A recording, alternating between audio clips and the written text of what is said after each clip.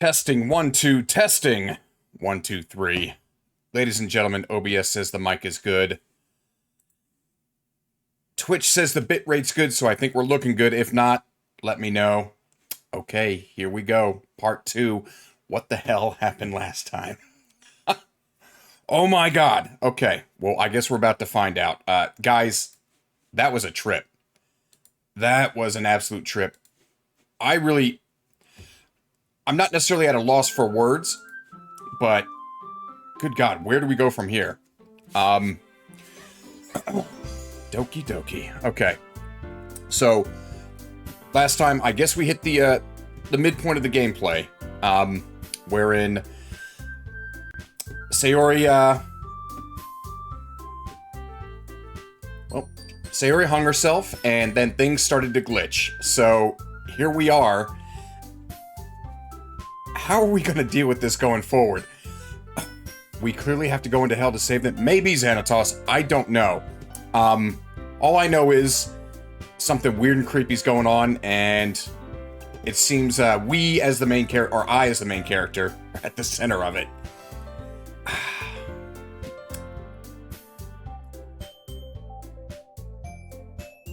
Let's just jump right in, gang.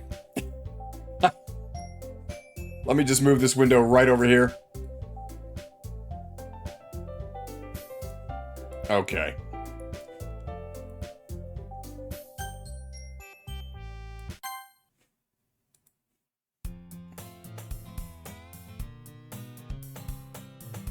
Oh, the music. Even the music is off key.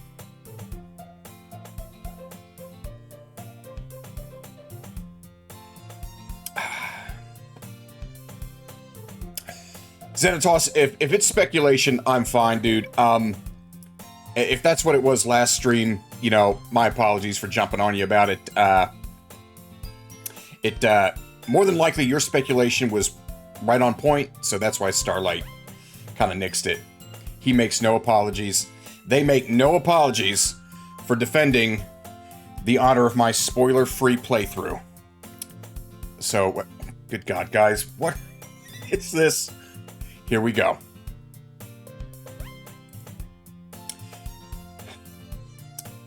I see an annoying girl running toward me from the distance, waving her arms in the air like she's totally oblivious to any attention she might draw to herself.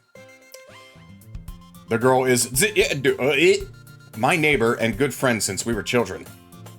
You know, the kind of friend you'd never see yourself making today, but it's just it kind of works out because you've known each other for so long. We used to walk to school together on days like this, but starting around high school, she would oversleep more and more frequently, and I would get tired of waiting up. Okay, so that's probably where the, I appreciate the timing out of Xanatos, Starlight. They deserve it. It builds character. They need it. Okay.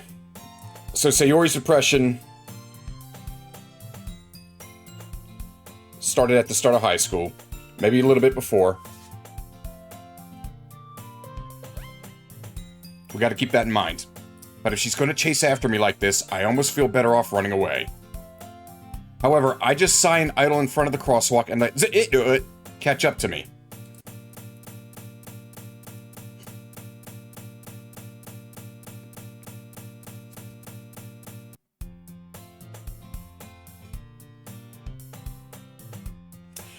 It's an ordinary school day, like any other.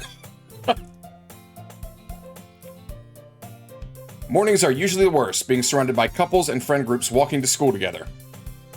Meanwhile, I've always walked to school alone. Oh. Oh. Oh. Oh.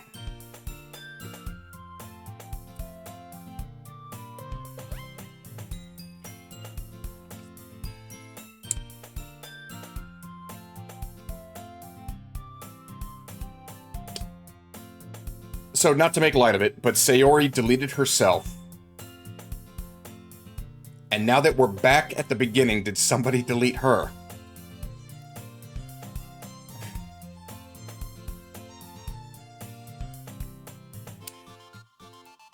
I always tell myself it's about time I meet some girls or something like that.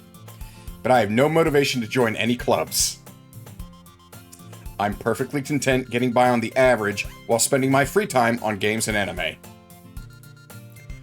There's always the anime club, but it's not like there would be any girls in it anyway. Not true. Not true. There were a few girls in high school anime club, and there were a lot of girls in Western anime club. WCU.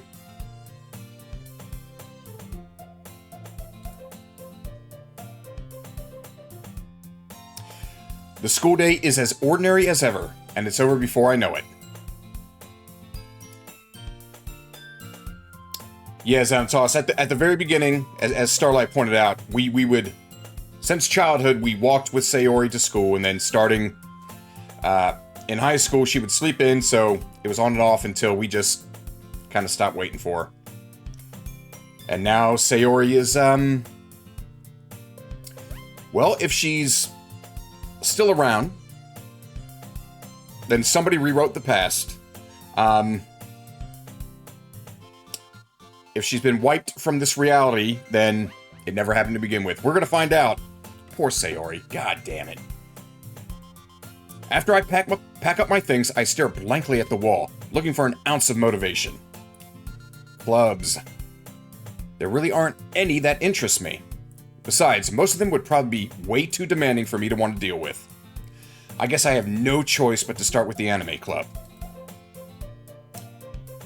Kev?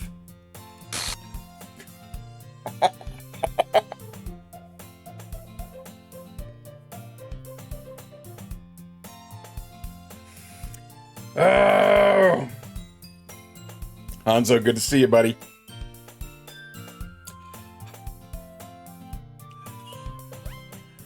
Monica?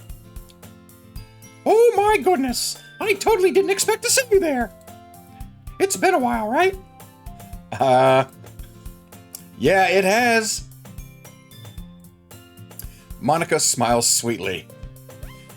We do know each other. Well, we rarely talked, but we were in the same class last year. Monica was probably the most popular girl in class. Smart, beautiful, athletic. Basically, completely out of my league. So having her smile at me so genuinely feels a little... what did you come in here for anyway? Oh, I've just been looking for some supplies to use for my club. Oh, do you know if there's any construction paper in here? Or markers? I guess you could check the closet. You're in the debate club, right? About that. I actually quit the debate club. Really? You quit? Yeah. To be honest, I can't stand all the politics around the major clubs. It feels like nothing but arguing about the budget and publicity and how to prepare for events. I'd much rather take something I personally enjoy and make something special out of it. Well, in that case, what club did you decide to join? Actually, I'm starting a new one. A literature club. Guys, reality is glitching. Thank you. A literature club. Literature? That sounds kind of dull. How many members do you have so far? It's kind of embarrassing, but there are only 3 of us so far. Oh, shit. I think Sayori got deleted, guys.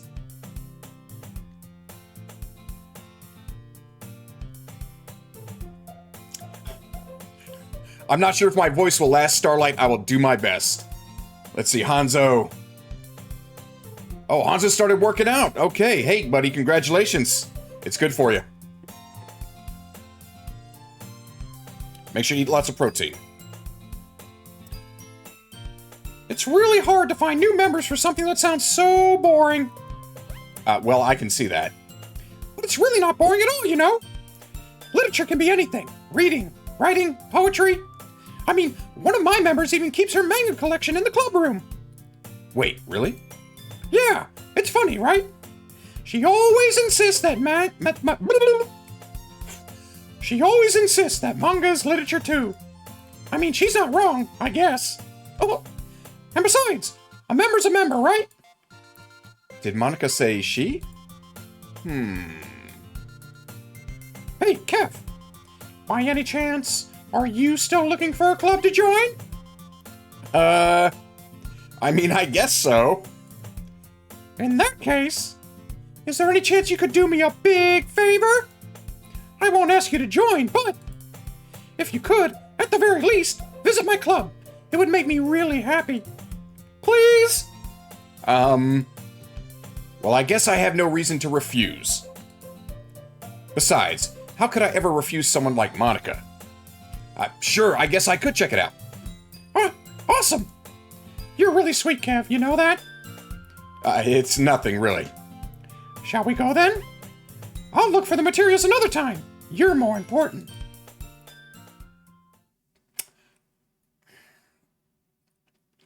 And thus, today marks the day I sold my soul to Monica and her irresistible smile. Okay.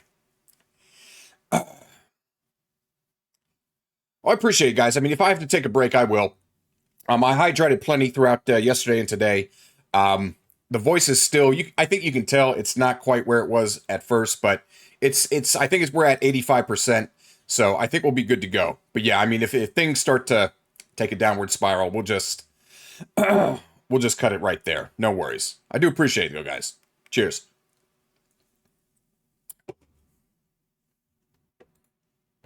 I timidly follow Monica across the school and upstairs, a section of the school I rarely visit, being generally used for third-year classes and activities. Monica, full of energy, swings open the classroom door. I'm back! And I brought a guest with me.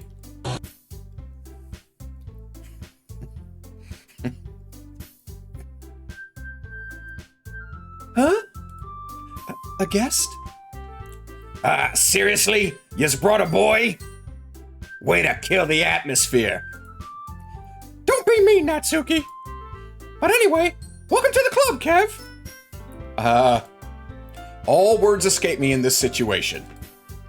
This club is full of incredibly cute girls. So let me guess. You're Monica's boyfriend, right? No, I'm not. Natsuki. The girl with the sour attitude whose name is apparently Natsuki is the one I don't recognize. Her small figure makes me think she's probably a first year. Anyway, this is Natsuki. Oh, energetic as usual. And this is Yuri, the vice president. Ooh, so now Yuri's the vice president. Sayori was first vice president. Interesting. Oh, the Herbert voice? The Family Guy Herbert, the pervert voice? Hold on.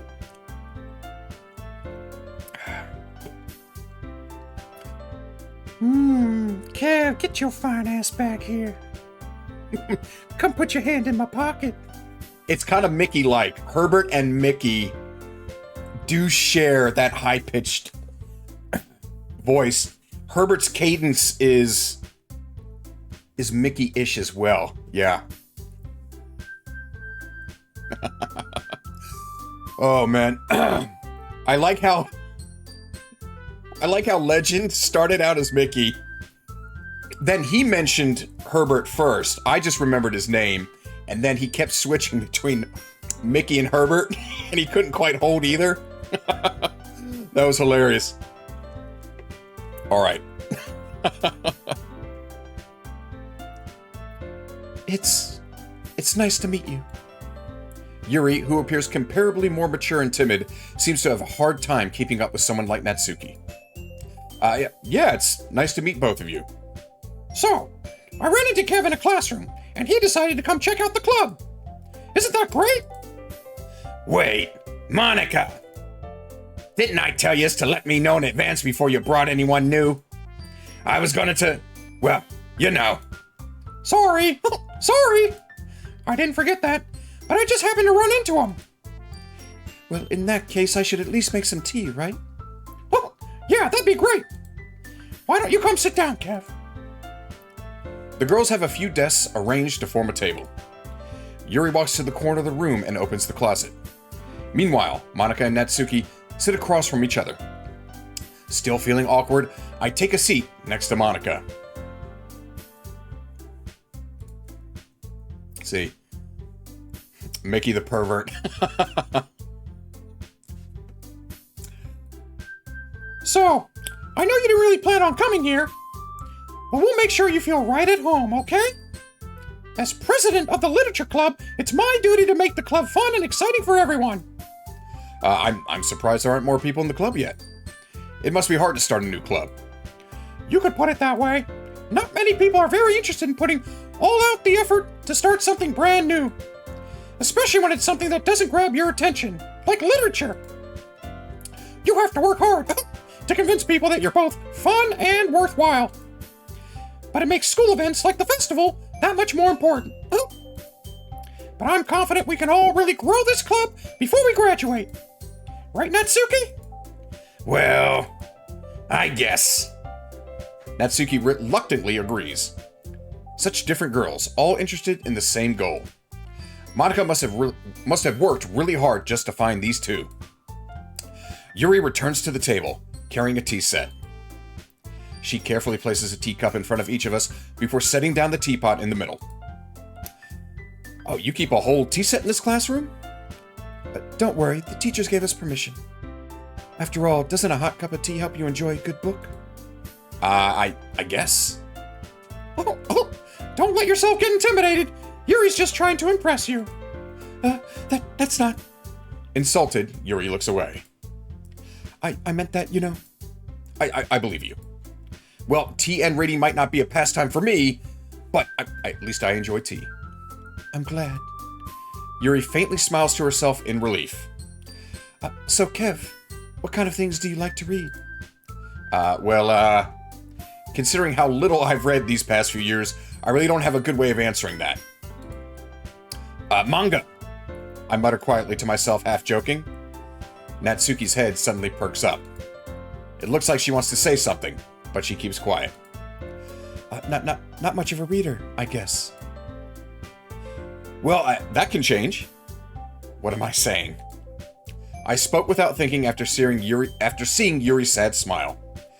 Anyway, what about you, Yuri? Well, let's see. Yuri traces the rim of her teacup with her finger. My favorite are usually novels that build deep and complex fantasy worlds. The level of creativity and craftsmanship behind them is amazing. And telling a good story in such a foreign world is equally impressive.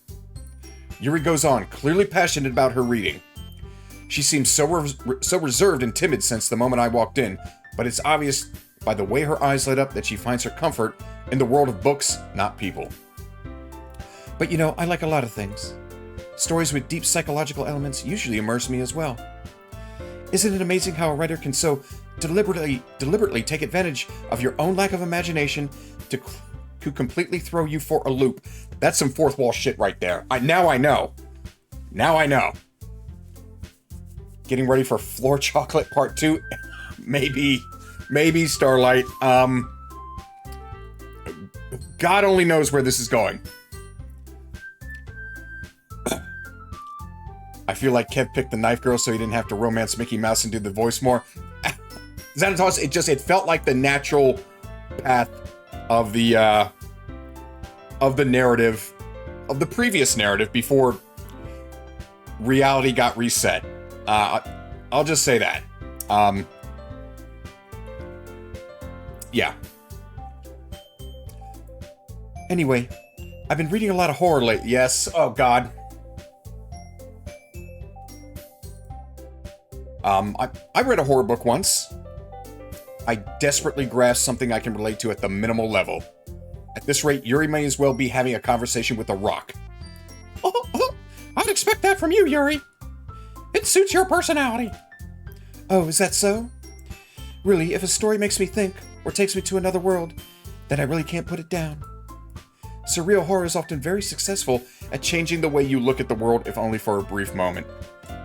I mean, yeah, it's kind of worked thus far.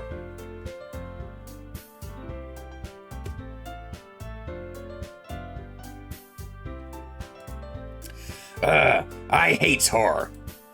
Oh, why is that? Well, Natsuki's eyes dart over to me for a split second. Never mind. Oh, that's right. You usually like to write about cute things, don't you, Natsuki? What? What gives you that idea? You left a piece of scrap paper behind last club meeting. It looked like you were working on a poem called... Don't say it out loud. And give that back. Fine. Oh. Natsuki, you write your own poems? Well, I guess sometimes. Why do you care? Oh, I think that's impressive. Why don't you share them sometime? No. Natsuki averts her eyes. You wouldn't like them. Not a very confident writer yet? I understand how Natsuki feels. Sharing that level of writing takes more than just confidence. The truest form of writing is writing to oneself. You must be willing to open up to your readers, exposing your vulnerabilities, showing even the deepest reaches of your heart. I got a feeling somebody's talking to me through Yuri. And maybe sometimes Monica.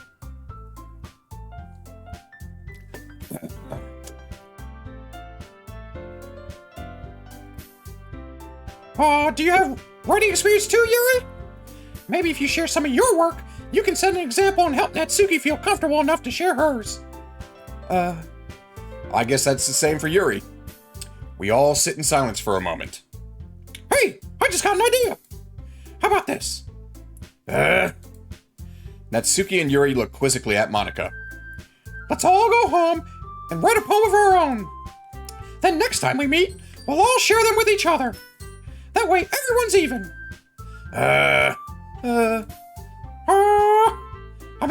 I thought it was a good idea. Well, I think you're right, Monica. We should probably start finding activities for all of us to participate in together. I did decide to take on the responsibility of vice president after all. I need to do my best to nurture the club as well as its members. Besides, now that we have a new member, it seems like a good step for us to take. Do you agree as well, Kev? Hold on, there's still one problem. Oh, what's that? Now that we've reached the most important topic, I bluntly come forth with what's been on my mind the entire time. Dom, good to see you, buddy. I never said I would join this club. Monica may have convinced me to stop by, but I never made any decision. I still have other clubs to look at, and, I lose my train of thought. All three girls stare back at me with dejected eyes. But... I'm sorry, I thought... The girls exchange glances before Monica turns back to me. I guess I need to tell you the truth, Kev. The thing is, we don't have enough members yet to form an official club. We need 4. And I've been trying really, really hard to find new members. And if we don't find one more before the festival... I'm defenseless against these girls. How am I supposed to make clear-headed decisions when it's like this? I would feel terrible for letting everyone down in this situation. And besides, the club itself seems pretty relaxed. So if writing poems is the price I need to pay in order to spend every day with these beautiful girls... Right. Okay, I've decided then. I'll join the literature club. And he walked out of the room and joined the tennis team instead. One by one, the girls' eyes light up. Oh my goodness, really? Do you really mean that, Kev? Yeah. It could be fun, right? You really did scare me for a moment. I mean, if you really just left after all this, I'd be super pissed. Kev, I'm so happy. We can become an official club now. Thank you so much for this. You're really amazing. I'll do everything I can to give you a great time, okay? Man, Monica seems super fucking invested in me. Thanks, I guess. Okay, everyone. I think with that, we can officially end today's meeting on a good note. Everyone remember tonight's assignment. Write a poem to bring to the next meeting so we can all share. Monica looks over at me once more. Kev, I look forward to seeing how you express yourself. Yeah. Can I really impress the class star Monica with my mediocre writing skills? And you see, it's this sort of thing that's probably going to lead me to focus on Monica this time. Everything's sort of centered around her thus far. I already feel the anxiety welling up inside me. Meanwhile, the girls continue to chit-chat as Yuri cleans up the tea set. I guess I'll be on my way then. Okay. I'll see you tomorrow then. I can't wait. With that, I depart the club room and make my way home. The whole way, my mind wanders back and forth between the three girls. Natsuki, Yuri, and of course, Monica. Will I be really happy spending every day after school in a literature club? Perhaps I'll have the chance to go closer to one of these girls. Alright, I'll just need to make the most of my circumstances, and I'm sure good fortune will find me. God, what has found us thus far? And I guess that starts with writing a poem tonight. Oh, gosh.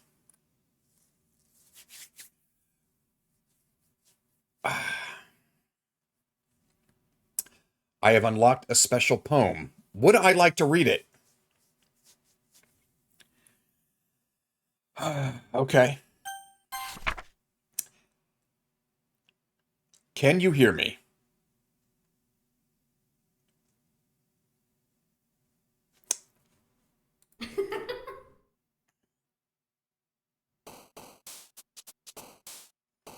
What? Well, now we're down to 2 stickers.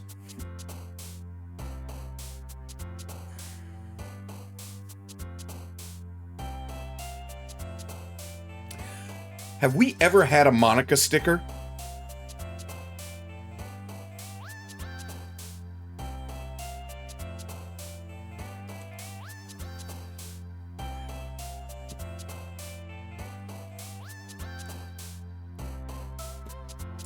Okay.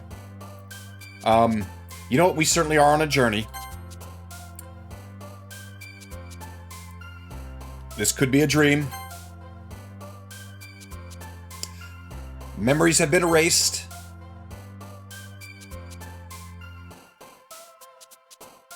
And I think something has embraced me. I wish I had some insight.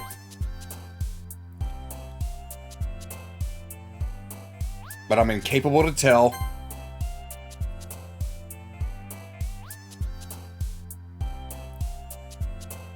What unending story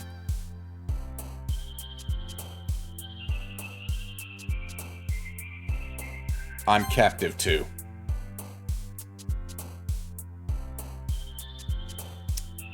There are some scars and some tragedy. There's been some depression. On my part, there was some unrequited love.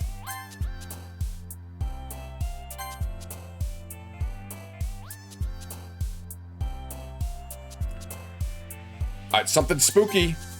Let's be real.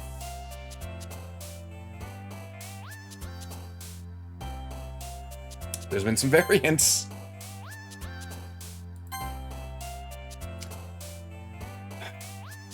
There's been some philosophy, absolutely. Geez. Something is broken. Reality broke.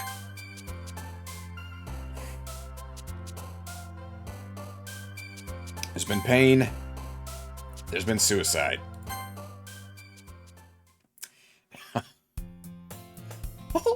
Hi again, Kev. Glad to see you didn't run away on us. Nah, don't worry. This might be a little strange for me, but at least I keep my word. Well, I'm back at the literature club. Oh, God. I was the last to come in, so everyone else is already hanging out.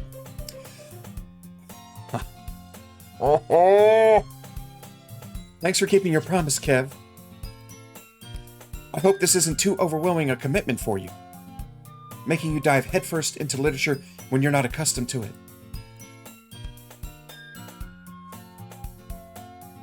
Okay. Okay.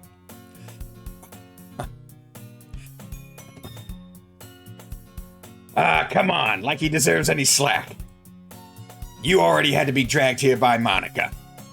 I don't know if you plan to just come here and hang out or what, but if you don't take us seriously, then you won't see the end of it.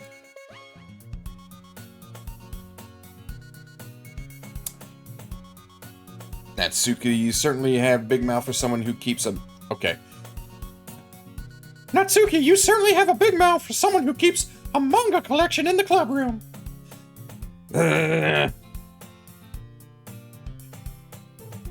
Starlight, what have you gotten me into? Natsuki finds herself stuck between saying Monica and manga. Manga is literature. Swiftly defeated, Natsuki plops back into her seat. Sorry, Kev. We'll make sure to put your comfort first, okay? Yuri shoots Natsuki with a disappointed glance. God, I think Natsuki's gonna get deleted. Anyway, now that you're in the club and all, perhaps you may have interest in picking up a book to read. Well, I can't really say no either way. Like you said, I'm in this club now. So it only feels right for me to do something like that if you ask. Wait, I didn't mean it like that. If you don't really want to, then forget I said anything, I guess. No, it's not like that, Yuri. I want to try to be a part of this club. So even if I don't read often, I'd be happy to pick up a book if you wanted me to. Are you sure? Oh, I haven't been saving. Okay, hold on. What happened to our saves? We had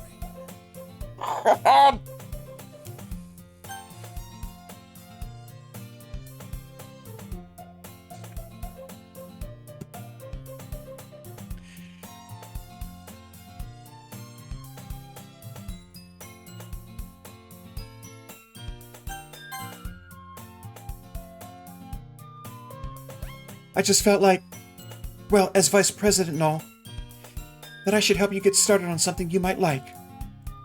Yuri reaches into her bag and pulls out a book. I didn't want you to feel left out. Hanzo, appreciate the hydrate.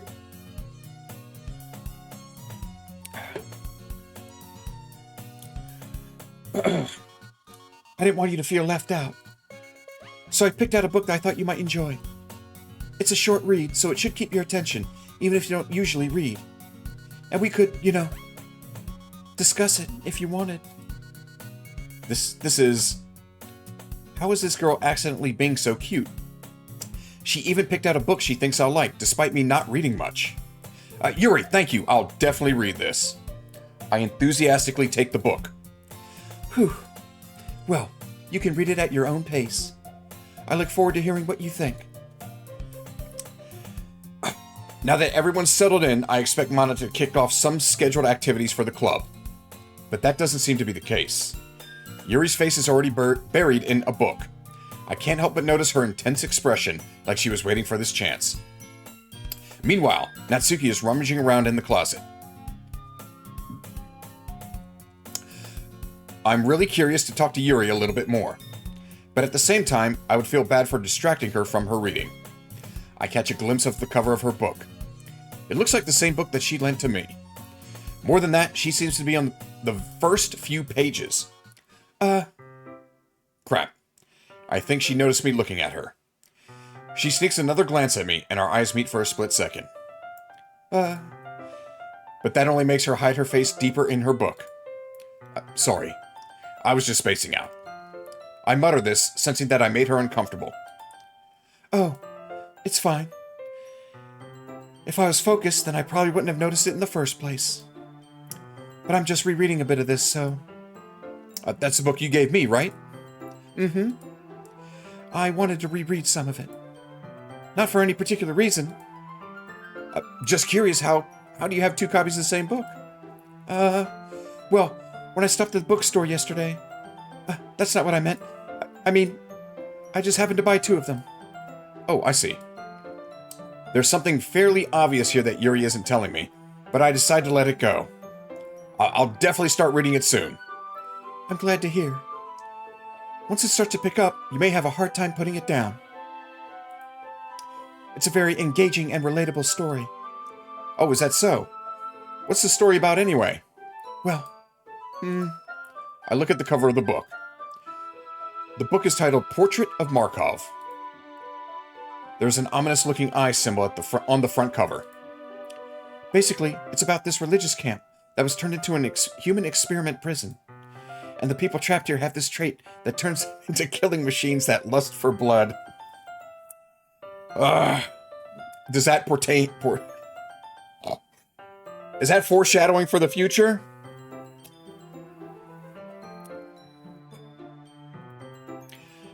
But the facility gets even worse, and they start selectively breeding people by cutting off.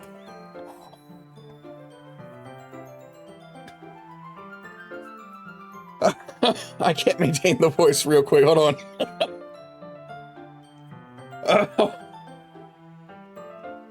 Is that what happened to us?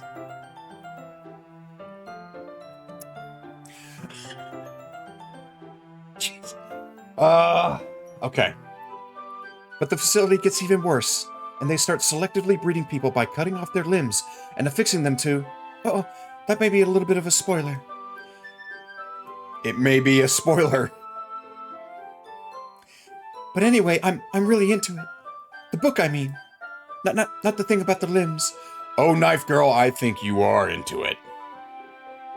The thing about the limbs. It's kind of dark, isn't it? Yuri made it sound like it was going to be a nice story. So that dark turn came from nowhere. Are you not a fan of that sort of thing, Kev? No, it's not that. I mean, I can definitely enjoy those kinds of stories, so don't worry. I hope so. Yeah, I totally forgot that Yuri's into those things. She's so shy and reclusive on the outside, but her mind seems to be completely different. It's just that this kind of story, it's the kind that challenges you to look at life from a strange new perspective. Yeah? Yeah. Hanzo, you're right, buddy. When horrible things happen, not just because someone wants to be evil.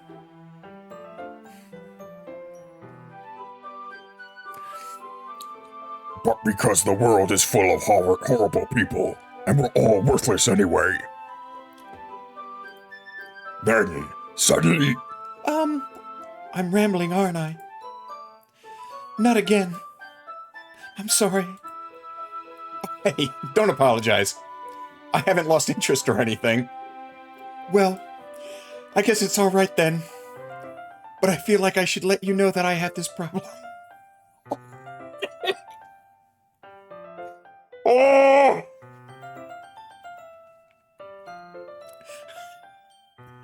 The easiest voice to do is the hardest one to keep up with this sort of stuff. I feel like I should let you know that I have this problem. When I let things like books and writing fill my thoughts, I kind of forget to pay attention to other people. So I'm sorry if I ended up saying something strange. And please stop me if I start talking too much. Oh, I really don't think you need to worry. That just means you're passionate about reading. The least I can do is listen. It's a literature club after all. It's a literature club after all. I can fix her. You know what, Hanzo? Go ahead, bud. I'm right. I'm rooting for you.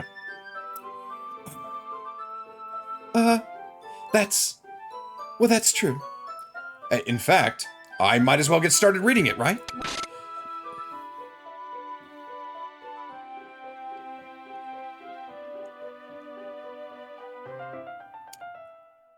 Yes. I mean, you don't have to, but... What are you saying? Let me just get the book. Yeah.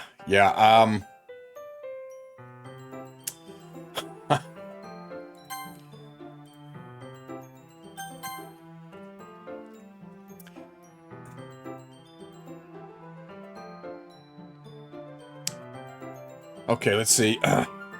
Yeah, no, I'm right with you. I saw it for a split second, Xanatos. And then... I guess it's not poem time yet, Starlight. Maybe we're getting there. I quickly retrieved the book I had put into my bag. All right, it's fine if I sit here, right? I slip into the seat next to Yuri's. Yeah. Are you sure? You seem a little apprehensive. I'm sorry. It's not that I don't want to. It's just something I'm not very used to. Xanatos, this channel's all about double standards, okay? Rules for me, not for thee. Rules for thee, but not for me. Okay? So you know what? You may catch some stray timeouts, some stray bans. Frankly, like I said, it's good for you. It builds character. You need it. That is, reading in company of someone else. I see. Well, just tell me if I end up distracting you or anything. All right. I open the book and start the prologue. Oh, okay. I soon understand what Yuri means about reading in company. It's as if I can feel her presence over my shoulder as I read. It's not a particularly bad thing. Maybe a little distracting, but the feeling is somewhat comforting. Yuri is in the corner of my eye. I realize that she's not actually looking at her own book. I glance over. Somebody should do something about the mod abuse. Well, you know, it builds a stronger chat, okay? A more resilient chat. And if the,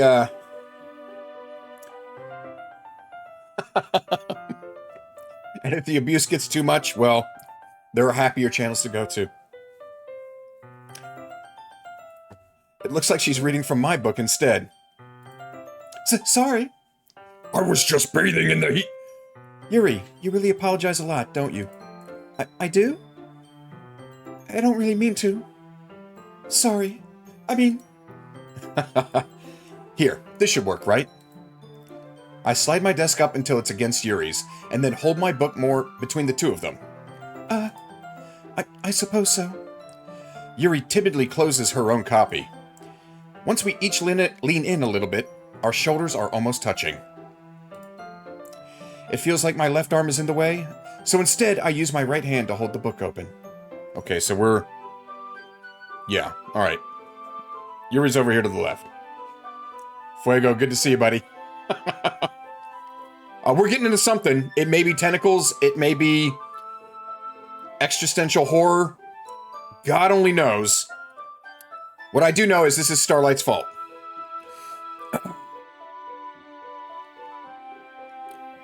No, Xanatos, don't thank him. Don't give him a big head. Okay, he's already full of himself as it is. Okay? Fuego, we appreciate you.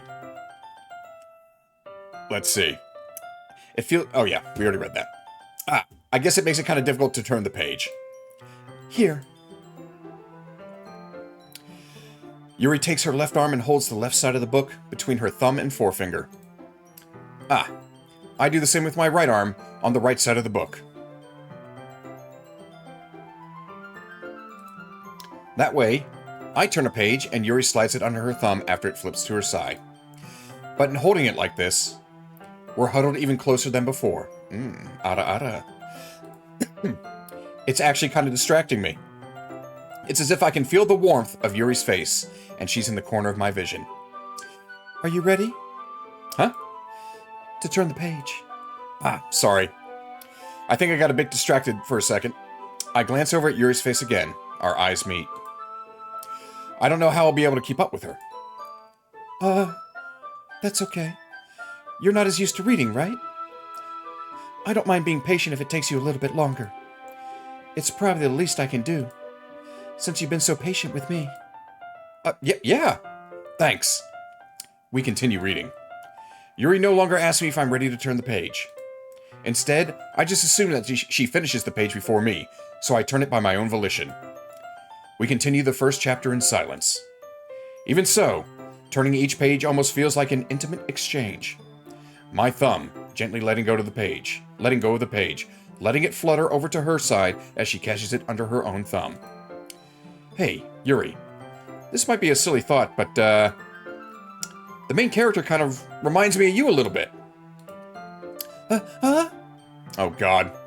Oh God.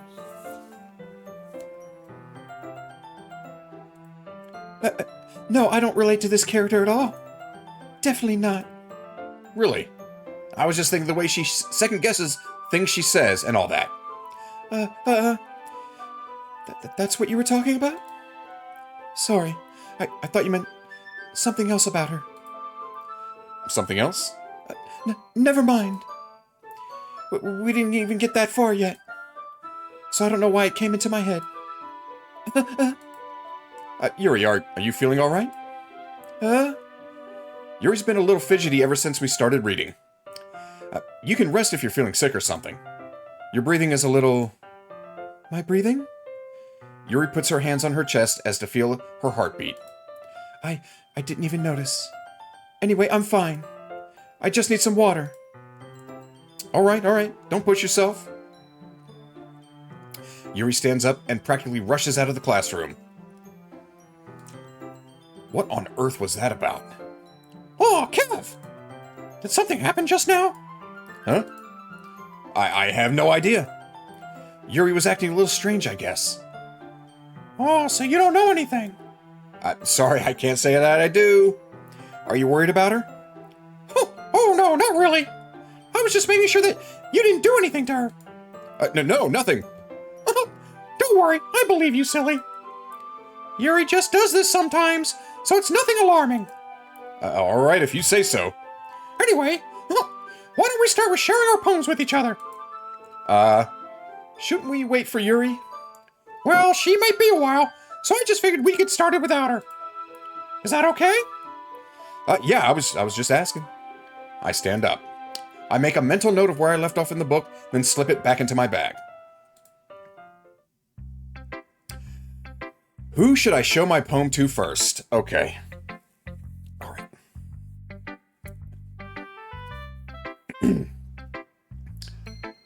You know what? Legend, good to see you, buddy. Welcome, to a world of mystery and creepy shit. Reality is glitching up in this bitch. Okay, you know, we'll go with Natsuki first. It's been a lot of Monica and Yuri. We'll just jump in with Natsuki.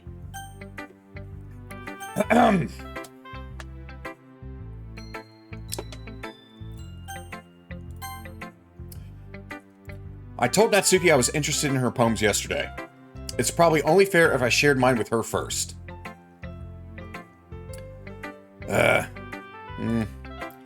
Kev, if he's not gonna take this club seriously, then go home. What? That's harsh. What do you expect me to believe? That you actually put effort into this? Do you think I'm stupid? I'm not a writer. Maybe it's not very good, but yeah, I did put in the effort. We all gotta start somewhere, right? If you're still proud of the first poem you ever wrote, then I'd like to read it. Huh? Painful to think about, huh? Fine. Well, sorry. You'll get better anyway. I'd tell you what to improve, but you're better off just trying again. Fair enough. Well, to each their own, I guess. Anyway, I guess I gotta share mine now. Knowing you'll probably think it's stupid. Okay. Eagles can fly. Eagles can fly. Monkeys can climb. Crickets can leap.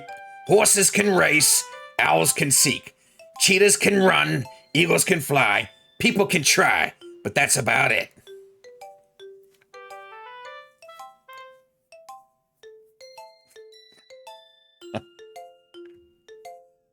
Thank you, legend. This voice acting certainly is something.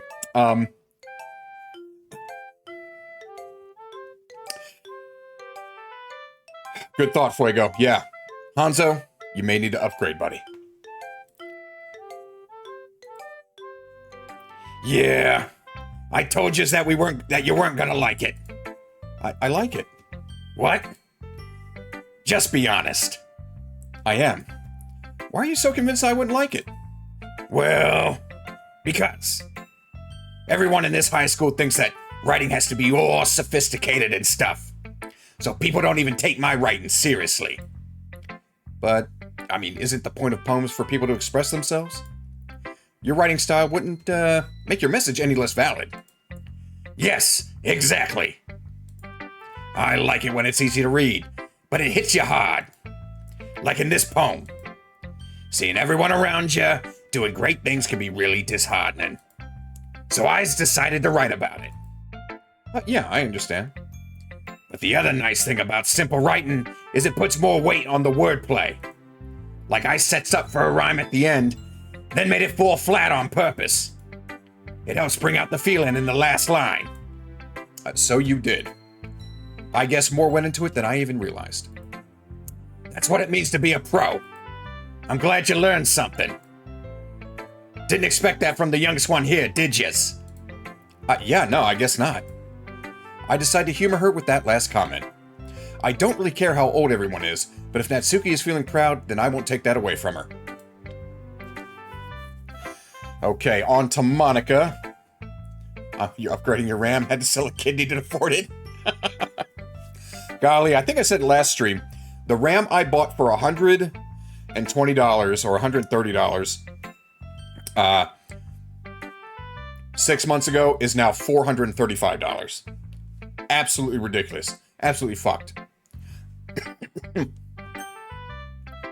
Yeah, legend, it is absolutely ridiculous.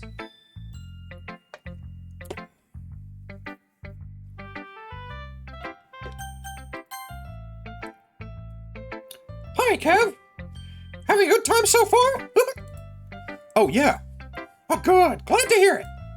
By the way, since you're new and everything, if you ever have any suggestions for the club, like new activities or things we can do better, I'm always listening. Don't be afraid to bring things up, okay? Alright, yeah, I'll keep that in mind. Of course I'll be afraid to bring things up. I'm much better just going with the flow until I'm more settled in. Anyway, want to share your poem with me? It's kind of embarrassing, but I guess I'll have to. Don't worry, Kev. We're all a little bit embarrassed today, you know? But it's that sort of barrier that we'll all learn to get past soon. Yep, that's true. I hand Monica my poem.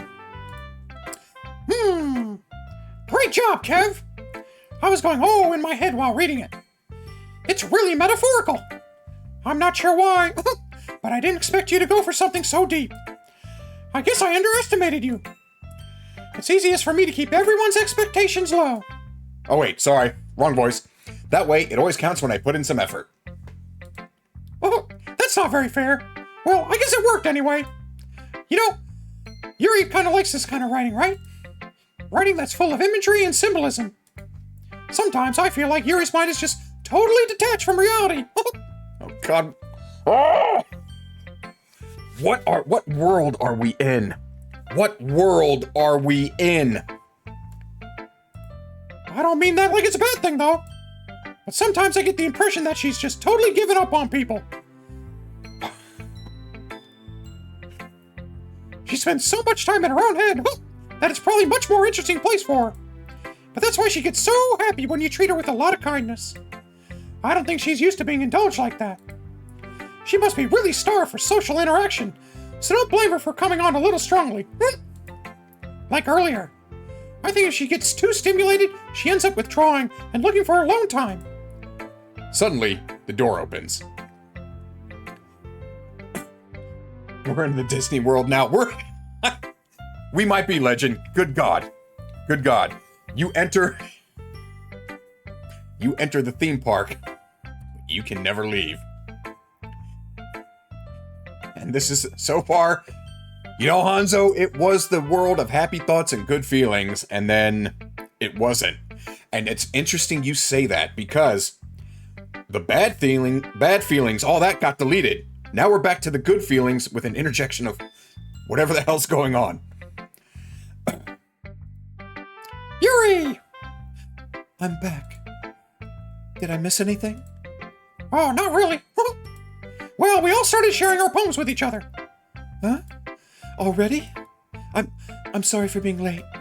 Oh, no need to apologize. We still have plenty of time.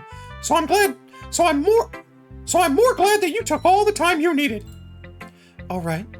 Thanks, Monica. I suppose I should go get my poem now. Anyway, do you want to read my poem now? Don't worry, I'm not very good. You sound pretty confident for someone who claims not to be very good. Well, that's because I have to sound confident. We haven't saved in a minute. That doesn't mean I always feel that way, you know? Oh, I see. Well, let's read it then.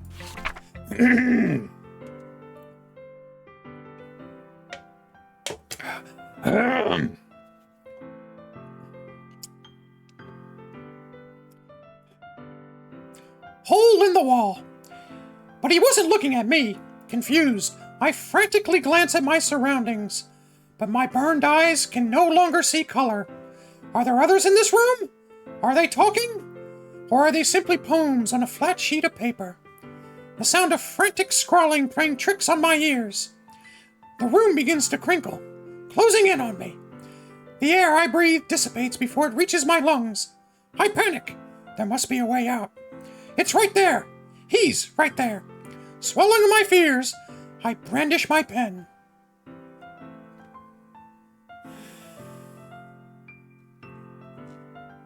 I got a feeling we are strung up somewhere with our limbs cut off, placed into a virtual reality world, and someone's trying to get out. Oh, so what do you think? It's very freeform, if that's what you call it. Sorry, I'm not really the right person to ask for feedback. Oh, it's okay. Yeah, that kind of style has gotten pretty popular nowadays. That is, a lot of poems have been putting emphasis on the timing between words and lines. When performed out loud, it can be really powerful. What was the inspiration behind this one? Yeah, what was the inspiration? Well, I'm not sure how to put it. I guess you could say that I had some kind of epiphany recently. It's been influencing my poems a bit. Oh, an epiphany? Yeah, something like that. I'm kind of nervous to talk about deep stuff like that because it's kind of coming on strongly. Maybe after everyone's better friends with each other. Anyway, here's Monica's writing tip of the day. Sometimes when you're writing a poem or a story, your brain gets too fixated on a specific point. If you try hard to make it perfect, then you'll never make any progress. Just force yourself to get something down on paper and tidy it up later. Another way to think about it is this.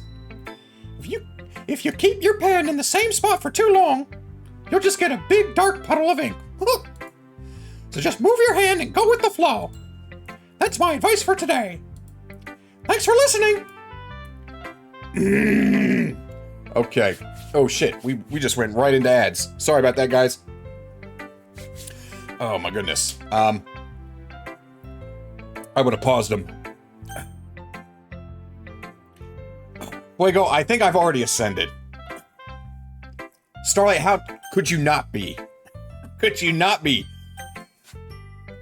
Either one of these girls could be evil aliens stringing me up and cutting off my limbs. Okay. Alright, on to Yuri. As Yuri reads the poem, I notice her eyes lighten. Exceptional. What was that? Did I say that out loud? Yuri first covers her mouth, then ends up covering her whole face. He's gonna hate me. You really didn't do anything wrong, Yuri. That's... I guess you're right. What am I getting so nervous for? Yuri takes a breath. So, what kind of writing experience do you have? Your use of imagery and metaphors indicates you've written a lot of poetry before. Oh, really? Wow, that's a huge compliment coming from you. This is actually my first time, really. Huh? Yuri stares at me blankly, then looks at my poem again. Well, I know that. I just meant, Yuri trails off, unable to find an excuse. She traces her fingers along the words in the poem, as if breaking it down more thoroughly. Yeah. Okay. This is the reason I was able to tell. It's just that there are specific writing habits that are usually typical of new writers. And having been through that myself, I kind of learned to pick up on them. I think the most noticeable thing I recognize in new writers is that they try to make their style very deliberate. In other words, they tend to pick a writing style separate from the topic matter, and they form-fit the two together. The end result is that both the style and the expressiveness are weakened. Once Yuri finds her train of thought, it's as if her demeanor totally changes. Her stammering is completely gone, and she sounds like an expert. Of course, that's not something you can be blamed for. There are so many different skills and techniques that go into writing even a simple poem. Not just finding them and building them, but getting them to work together is probably the most challenging part. It may take you some time, but it all comes with practice and learning by example and trying new things. I also hope that everyone else in the club gives you valuable feedback. Natsuki can be a little biased, though. Biased? How? Well, never mind. I shouldn't be talking about people like that. Sorry. It's fine. I'm not sure if Yuri's apologizing to herself, to me, or to Natsuki. Do you mind if I read your poem now? Please do. I'd love to share my thought process behind it. Yuri smiles dreamily, as if that's a rare opportunity for her. Which itself is kind of funny. After all, isn't this supposed to be a literature club? Oh boy.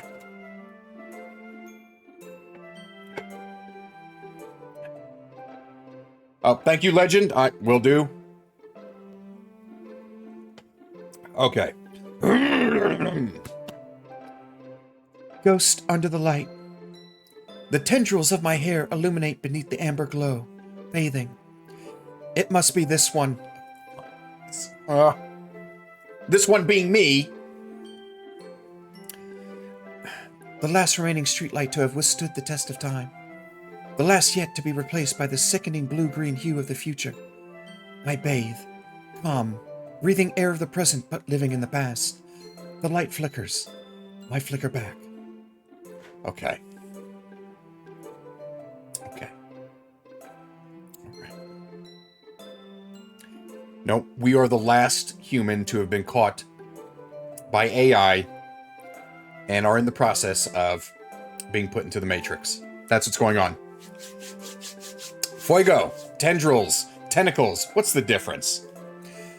The tentacles of my hair illuminate beneath the amber glow. They're drinking our spinal fluid. I believe it. I believe it.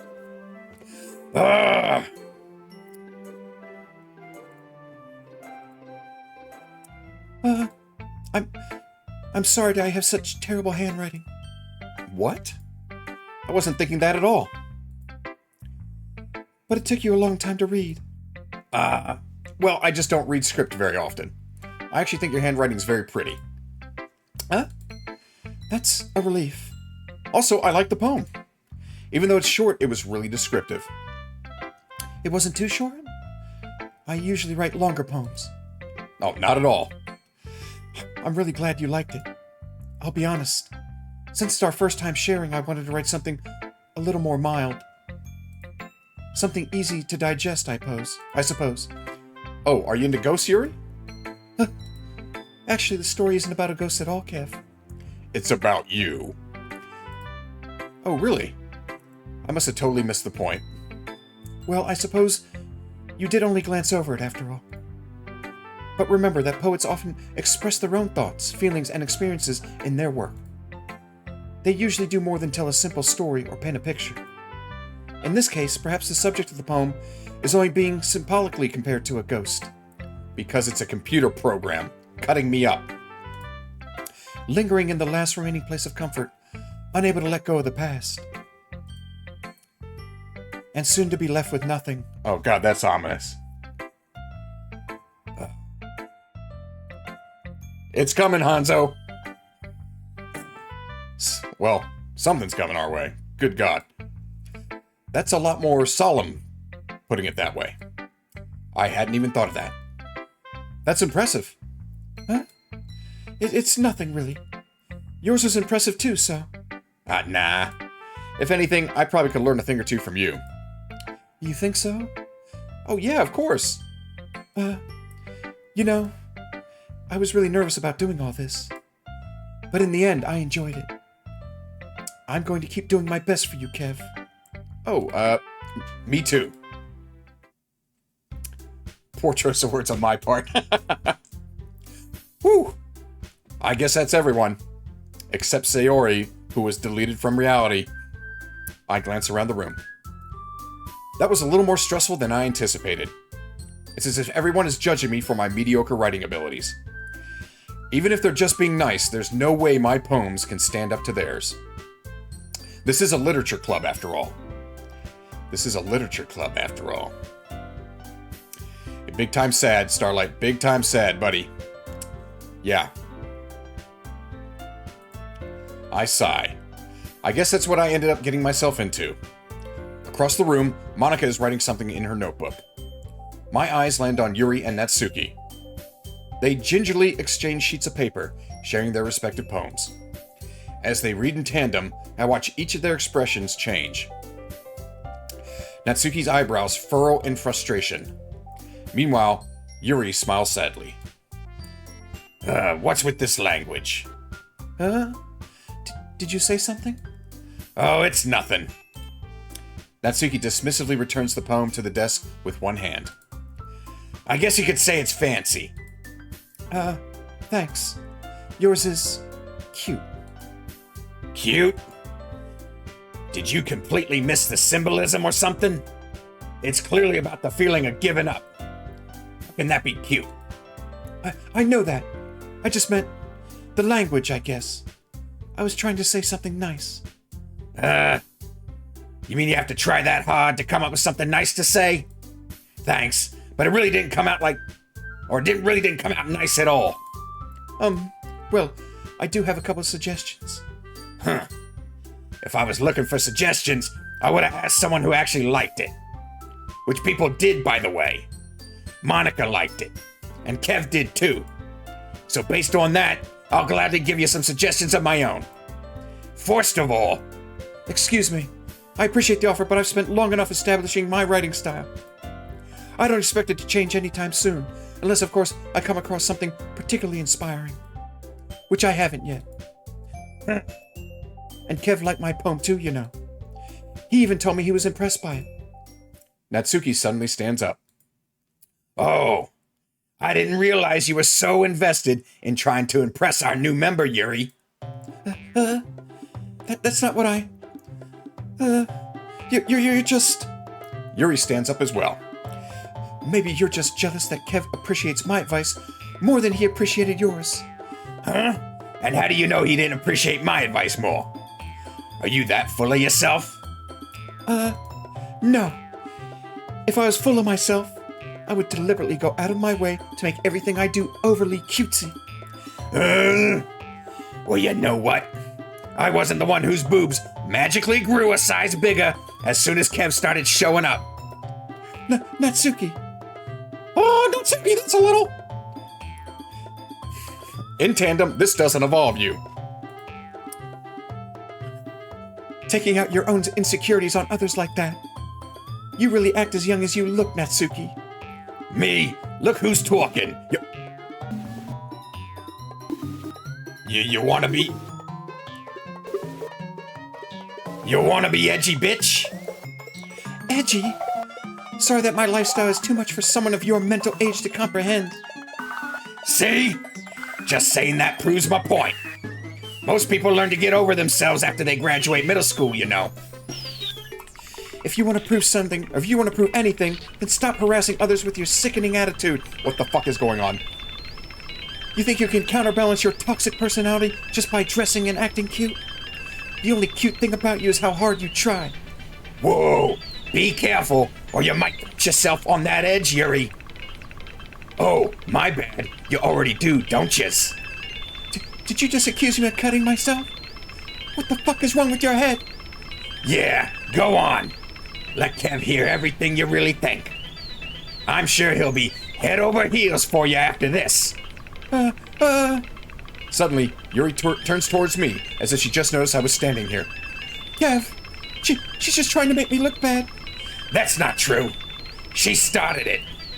How did it? I know that. Whomever. So, of course. Well...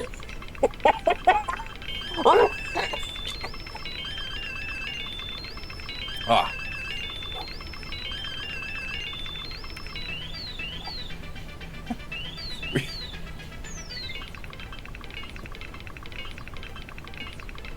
I didn't save.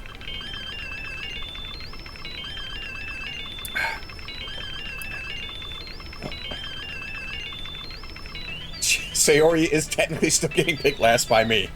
And they are fighting. That's the Kev effect. Your boobs grew too after finding the stream. Aren't we all having fun, Legend? You're right, Hanzo. You know what? Good God. We chose Yuri last time. This time we'll choose Natsuki. This time we'll choose Natsuki, I said.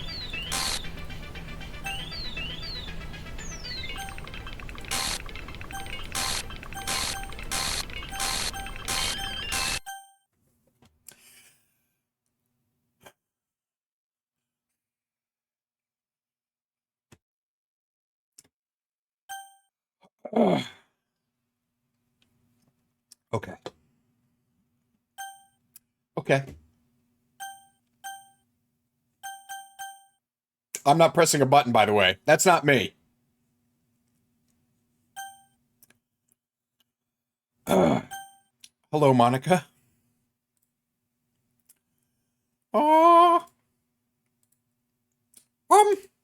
Hey, Kev.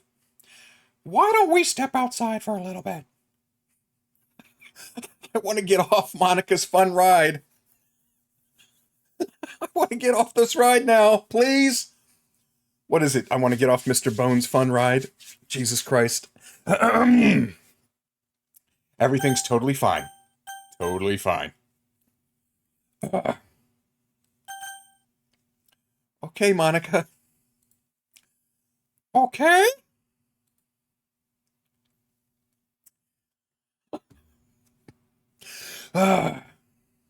Sorry about that. They really shouldn't have tried to get you involved. It's probably better for us to stay out of this.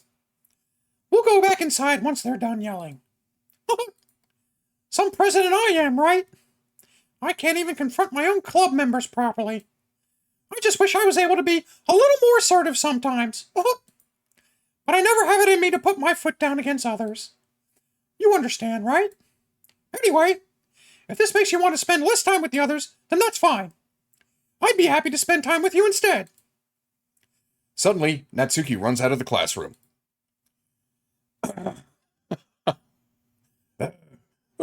Oh, it's crying. Hold on. How do I do that? She quickly runs away. Oh dear. Well, it looks like they're done. I didn't mean it. I didn't mean it. I didn't mean it. Yuri is rocking back and forth in her desk with her palms on her forehead. Yuri? I didn't mean it. I believe you. I have no idea what Yuri might have said to Natsuki. Or did. Kev, please don't hate me. Please. I'm not like this. There's something wrong with me today. Oh, it's fine, Yuri. We know you didn't mean it. Besides, I'm sure Natsuki will forget all about it by tomorrow. Completely. That's fucking ominous. Okay. Anyway, the meeting is over, so you can go home now if you want. Yuri looks at me like she wants to say something, but she keeps glancing at Monica. You can go first, Monica. I'd like to stay a little bit longer. I'm the president, so I should be the last one out. I'll wait for you to be done. Well, I'm vice president, so please let me take that responsibility today. Kind of sounds like you don't want me around for something, Yuri. It's not that. It's not that. I just didn't want to get much of I just didn't get much of a chance to discuss my book with Kev. It would just be embarrassing with you listening. Oh, well, I guess I really don't have a choice, do I? I'm sorry for causing you trouble.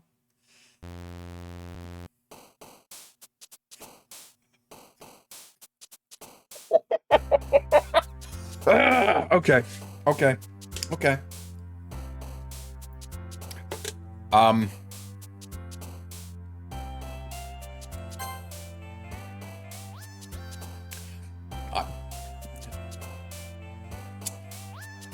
Here. Yep. Nope.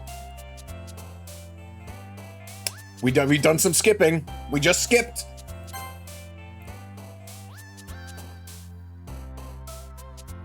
Thank you, Legend. You got it, buddy. My spine and muscles, thank you. Throwing some extra cracks for you. Okay.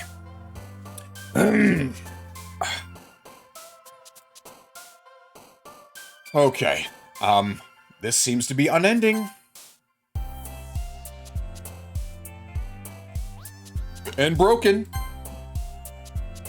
And disoriented. We may be in a cage. This is dark.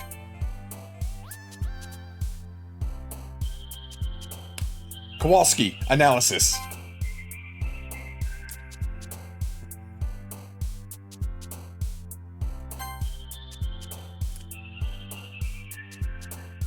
There's some wrath in there.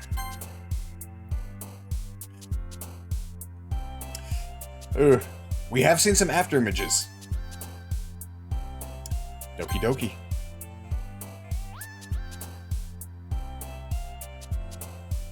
I am spinning.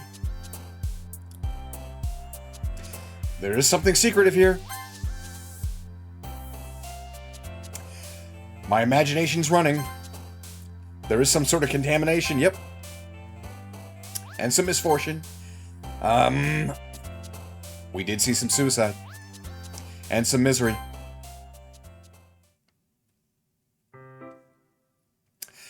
We skipped right past the morning, and here we are. Another day passes, and it's time for the club meeting already. I've gotten a little bit more comfortable here over the past couple of days. Entering the club room, the usual scene greets me. Welcome back, Kev. Hi, Yuri. I'm not sure if it's me, or if it's Yuri's expression.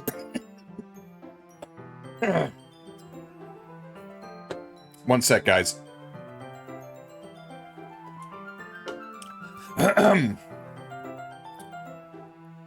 Okay. Let me open up this, Ooh. Legend, Yep. Yep. I'm not sure if it's just me, or if it's Yuri's expression.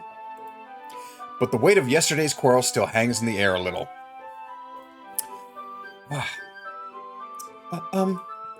Yuri glances over her shoulder, looking around the room. Natsuki is reading manga at a desk. And surprisingly, Monica isn't here yet. Suddenly, Yuri takes my arm and pulls me to the corner of the room. About yesterday. I really need to apologize. Nothing like that has ever happened before. And something just came over me, I guess. I wasn't acting mentally sound. Please don't think we're usually like this. Not just me, but Natsuki as well. Yuri. I'm happy you were considerate and apologized. You don't have to worry too much. Even though I've only been here a couple of days, I could tell something was off yesterday.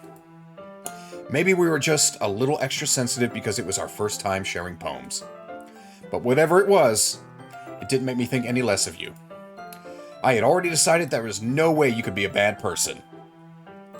And now that you're apologizing, I know you really didn't mean it. Kev, don't say those kinds of things so frankly. They make me a little too happy. I'm really glad you're such an understanding person. And I'm really glad that you joined this club. Everything is a little bit brighter with you around, and...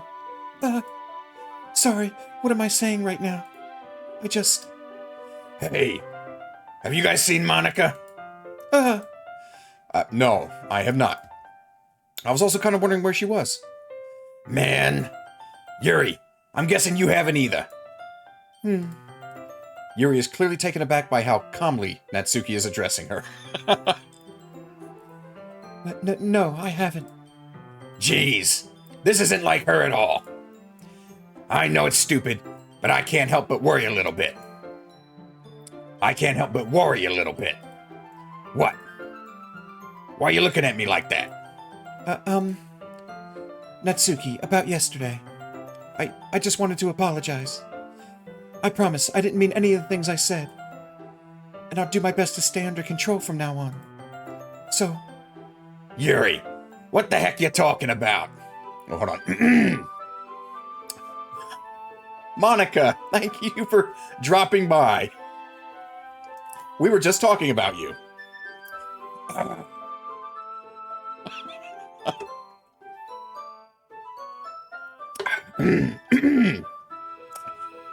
Yuri, what the heck are you talking about? Did you do something yesterday? Jeez. Whatever's on your mind, I'm sure it was nothing. I don't even remember anything bad happening. You're the kind of person who worries too much about the little things, aren't you? But... My Monstercat blindsight flawlessly on the... I'll accept your apology anyway, if it helps you feel better about it. Besides, it's kind of nice to hear, since I was always afraid you secretly hated me or something. No, not at all. I don't hate you. Well, you're kind of weird, but I don't hate you either. Natsuki turns to me. You're still on trial, though. Hey. Suddenly the door swings open. Let's see. My advice of the day is open important parts of the game, so remember to save the game. Who knows if you change your mind. Oh, God. I've been so bad about saving. And my other saves were deleted. Yeah.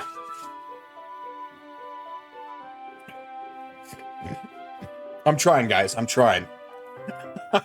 Are you not entertained? All right. Suddenly, the door swings open. Oh, sorry. I'm super sorry. Ah, there you are. I didn't mean to be late. Hopefully you guys weren't worried or anything. Oh, nah. Well, Natsuki was. I was not. What took you so long anyway? Well, my last period today was study hall. To be honest, I kind of just lost track of time. That makes no sense, though. You would have heard the bell ring at least. I must have not heard it since I was practicing piano. Piano? I wasn't aware you played music as well, Monica.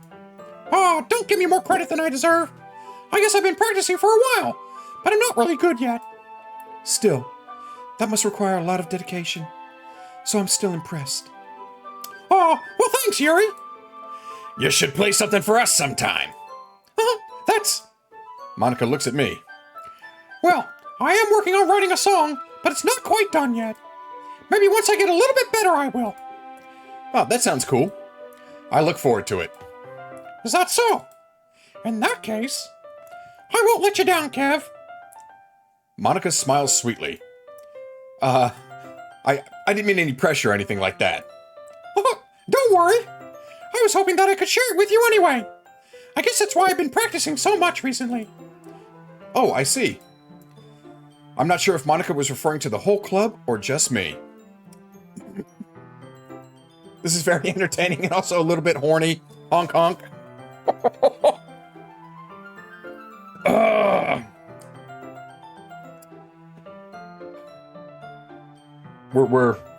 We're falling in love with the evil alien machine that's slowly taking over our mind. Well, in that case, best of luck. Thanks. So, I didn't miss anything, did I? Oh, no, not really. I choose not to bring up anything that the three of us talked about. Besides, Natsuki has already run off into the closet. Kev, since your compliments put me in a good mood, I was wondering if you'd like to spend some time together today. I mean, in the club. Oh, yeah, definitely. I planned on it anyway. Okay. Can we start now? Let's find a place to sit. I'm being a little forceful, aren't I? I'm sorry. My heart just won't stop pounding for some reason. Oh, don't worry about it. If anything, it's nice to see you have so much energy. Yeah, but I need to try to calm down. I won't be able to focus on reading like this. Oh, take your time. Yuri takes a deep breath and then pulls a copy of the book out of her bag. Oh. Actually, I have a request. Do you mind if I make some tea first? Oh, not at all. Thanks very much. If there's one thing that can make my reading time any better, it's a nice cup of tea. Not to mention for yourself as well. Yuri stands up and makes her way to the closet. I follow and watch as she retrieves a small water pitcher from the shelf, the kind with a filter inside. Can you hold this for a second? Oh, sure. Yuri hands me the water pitcher and also fetches an electric kettle. I'm going to plug this in at the teacher's desk, then I'll go get some water. She walks past me and sets the kettle down on the teacher's desk. I simply watch her movements. To my surprise, the way she moves really contrasts with her speaking mannerisms. Especially because of her long legs, Yuri appears elegant and methodical. Okay, may I have the water pitcher? Thanks, I'll be right back. The kind with the filter inside. I love how it doesn't stop reading like a light novel. It's reading like something, Starlight. I might as well walk with you. That's okay. You stay here. It won't take long. Pitcher in hand, Yuri hurries out of the classroom. Did Yuri leave you again? Oh no, it's not like that this time. She's just filling up the water pitcher to make tea. Oh, okay. Sorry for the misunderstanding. Okay, so who's in charge here? Is it Monica or is it Yuri? Now we got Monica breaking the fourth wall in chat. 10 minutes pass.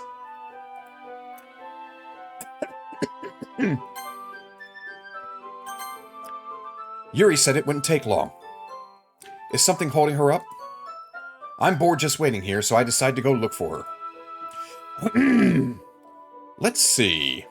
The most logical place for Yuri to be would be the nearest water fountain. I start heading down the hallway.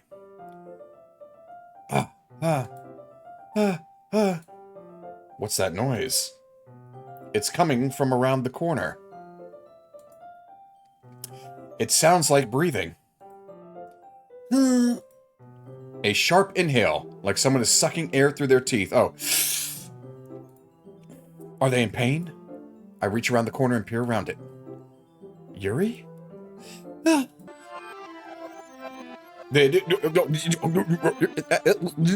I'm back.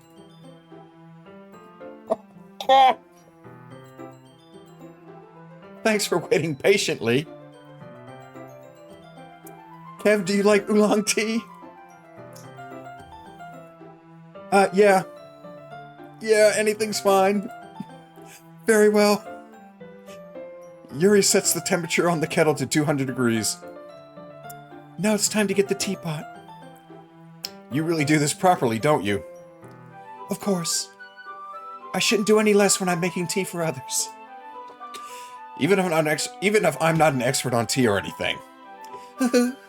In that case, you'll only even be more impressed. Ah, perhaps I will. Yuri fetches the teapot and begins measuring the tea leaves. To my surprise, she even starts humming a little to herself. Did you know a curious fact? Monica says. Usually the shyest people have somewhat strange hobbies. You know, Monica, we're finding out. You must be in a good mood now. Is that so? I was letting it show? And you noticed? Senpai did notice. I was doing a bit of thinking. And I decided that I would try expressing myself a little bit more. It turns out it's not hard for me to do. When it's you who's around anyway. Ah, that's great, Yuri. Just don't push yourself too much. You're always worrying about me, Kev. It's very endearing. Oh, well, Yuri wasn't kidding. I don't even know if I can keep up with this. I watch Yuri pour a cup of tea for each of us. You've been super murdered and someone is playing back your brain meats. Maybe, you know what? At this point, Fuego, anything's possible. Anything's possible. Kev, I have another request. Do you mind if we sit on the floor today? Why is that? It's a little bit easier on my back. I can read with my back against the wall rather than bending over at my desk. I didn't even get to choose this. Just we are streamlined into what we did last time.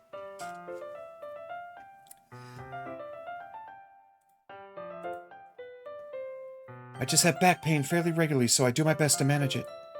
Is that so? I wonder why that is. It's most likely because of my Your posture, right? Always hunched over like that while reading. Yes. I have terrible reading posture. So that's why we should sit on the floor. Oh, fair enough. I'll go ahead and get the book. I retrieve the book from my bag. Ah, well, I have some chocolate as well. Just like last time. It's a bag of small chocolate candies. I take it since it'll go well with the tea. Yuri and I then sit against the wall, teacups at our sides. As if in sync, we assume the same reading position as last time, each one holding half the book. Except this time, our bodies are even closer to one another. I can't see too well. Huh? Yuri slides closer until our shoulders are touching. How am I supposed to focus on reading like this? Yuri was always kind of cute, but when she's being less apprehensive, it's almost more than I can handle. Your teacup. Yuri hands me my teacup. Holding it with my hand that's not holding the book, I end up in a position that makes it even harder to focus. Yeah, because, again, we're kind of teacup here, holding book here. Because now I need to worry about making sure I don't accidentally touch her chest. Meanwhile, Yuri hasn't noticed a single thing. She wears her intense reading expression. I can only presume the world around her has faded away. I use all of my willpower to focus on reading. After a few minutes, I finally manage to relax a little. I put the teacup between my legs and fumble with the chocolate wrapper. Sorry. I briefly let go of the book to finish opening the wrapper. You can have as much as you want. Accidentally. Wink. That's okay. I won't take any. Are you sure? Well, if I touch it, then it might get smudges on the pages. Ah, you're right. I didn't even think about that. My bad. Oh, no need to apologize. I'll hold the book, okay? Are you sure? Of course. Okay.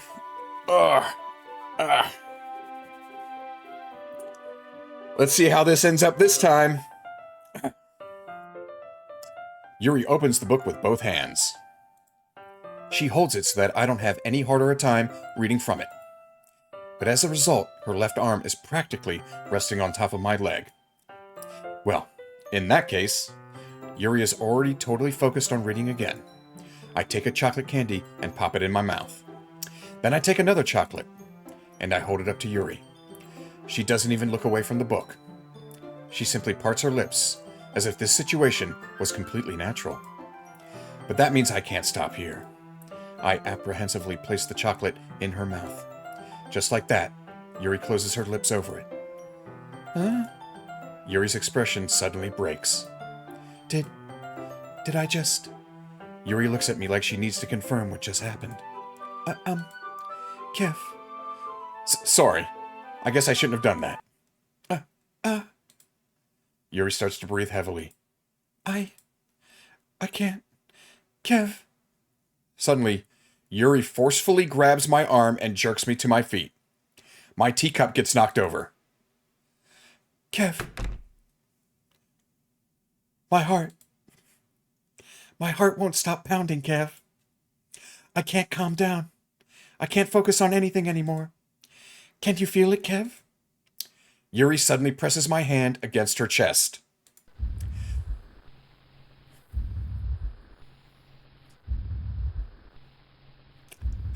Yeah, Hanzo, I'll be gentle.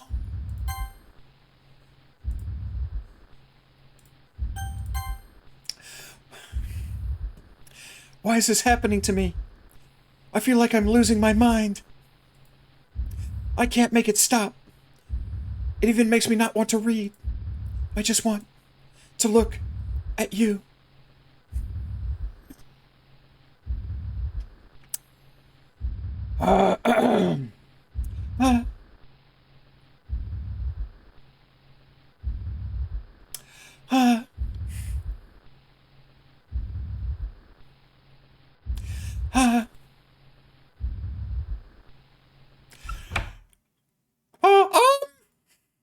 It's time to share poems.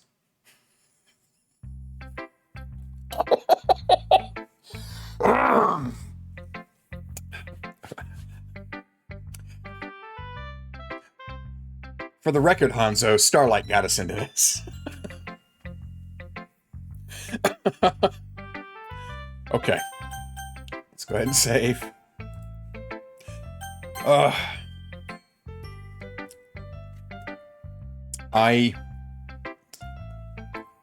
Mickey Mouse for the save. You're right, Legend.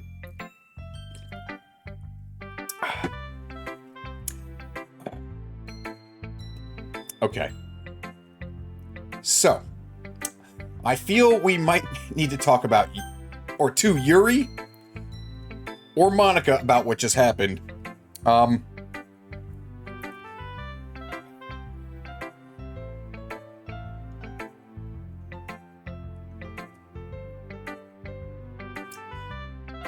Let's go with Yuri. Yeah.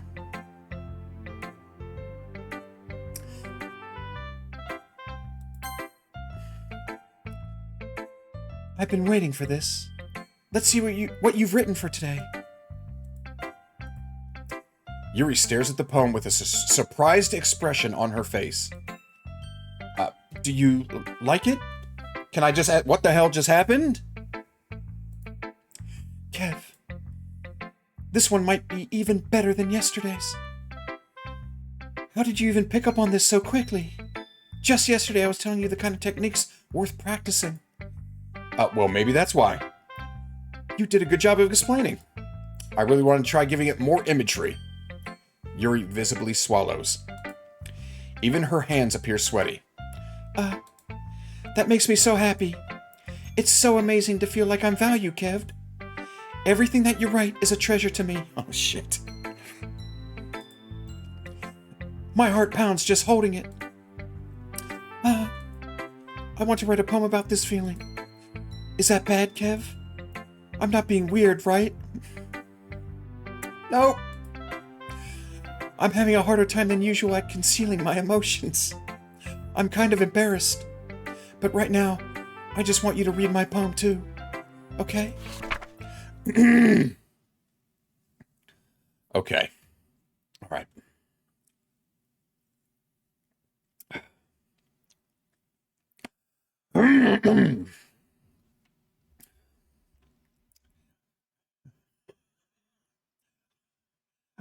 Fuego. The automated seed extractor is attaching itself. Thankfully, we can't feel a thing. Wheel. A rotating wheel. Turning an axle. Grinding.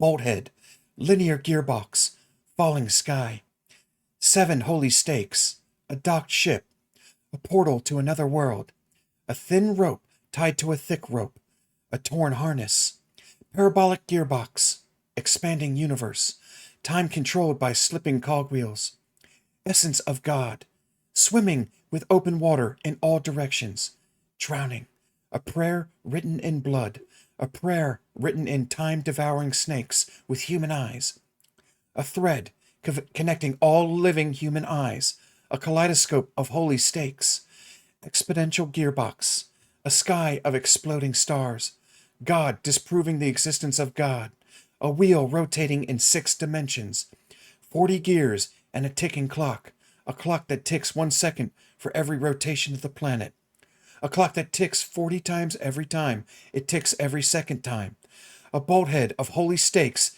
tied to the existence of a docked ship to another world, a kaleidoscope of blood written in clocks, a time-devouring prayer connecting a sky of 40 gears and open human eyes in all directions, breathing gearbox, breathing bolthead, breathing ship, breathing portal, breathing snakes, breathing God, breathing blood, breathing holy stakes, breathing human eyes, breathing time, breathing prayer, breathing sky, breathing wheel.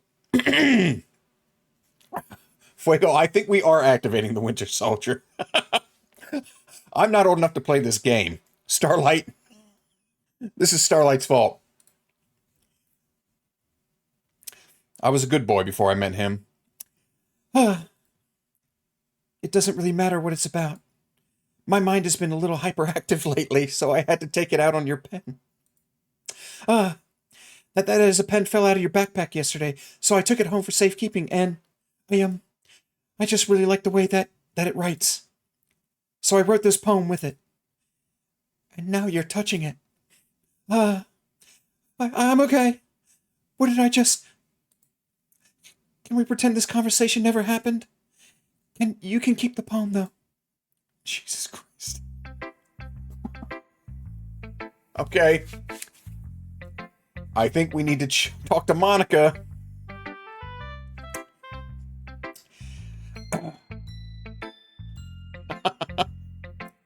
Yeah, Starlight just crawled right back into that bed.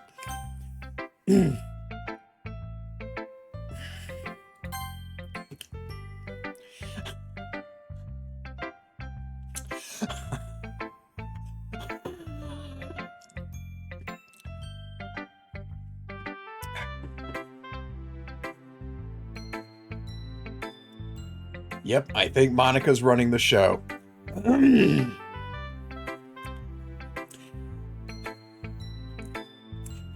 Kev, I think you saw something earlier that you weren't supposed to see. I didn't want to have to tell you this, but I don't think I have a choice. It's getting kind of dangerous for you to spend so much time with Yuri. I don't know why, but she seems pretty easily excitable when she's around you. Well, which shouldn't be a problem in and of itself. But when Yuri gets too excited, she finds a place to hide and starts cutting herself with a pocket knife. Isn't that kind of messed up? Yeah, it's messed up.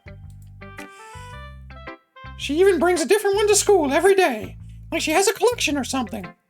Oh, I mean, it's definitely not because she's depressed or anything like that. I think she just gets some kind of high from it. It might even be like a sexual thing. Shit. Guys, shit's getting real, and it's getting real in a Mickey Mouse voice. I'm not trying to be insensitive, I'm just trying to be consistent. So just hold on to that for me.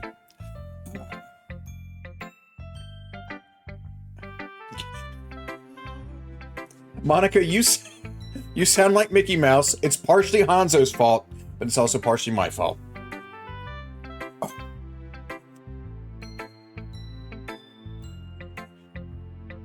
Let me save.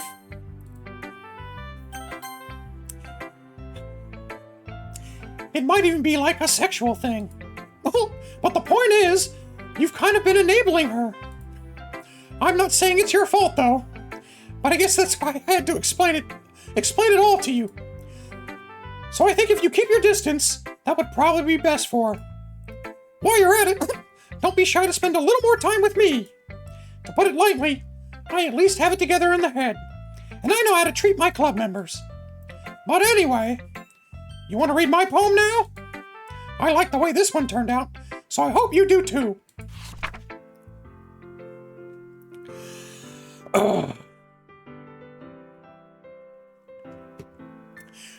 You're innocent of all charges, Your Honor, honk honk.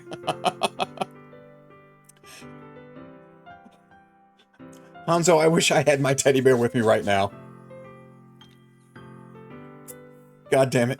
Okay.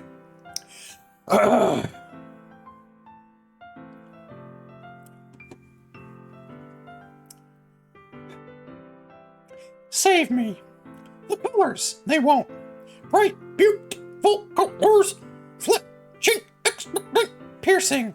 Red, green, blue. Cacophony! Of meaningless noise. The noise, it won't Stop! right, grating, screech, screech, piercing, Sine, cosine, tangent! like playing chalkboard, like playing a Knife! on a Breathing ribcage! And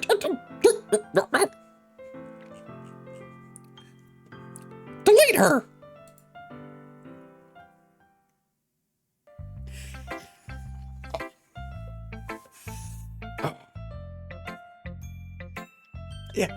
Yeah, it's kind of abstract. Sorry, I know it's kind of abstract. I'm just trying to, well, never mind. There's no point in explaining. Anyway, here's Monica's writing tip of the day.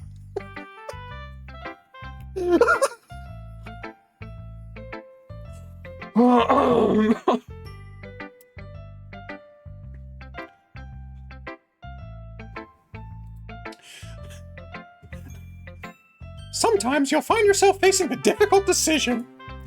When that happens, don't forget to save your game. Don't forget to save your game. You never know when, who am I talking to? Can you hear me? Tell me you can hear me. Anything.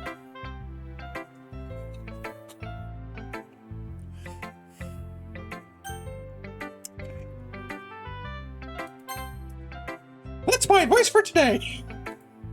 Thanks for listening.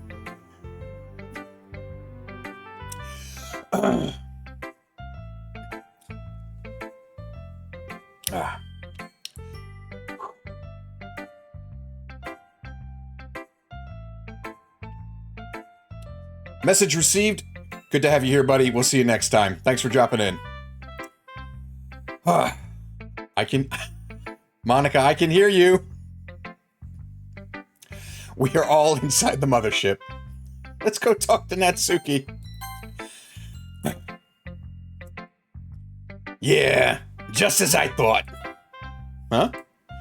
Kev, come on. I'm not stupid. I know how much time you've been spending with Yuri.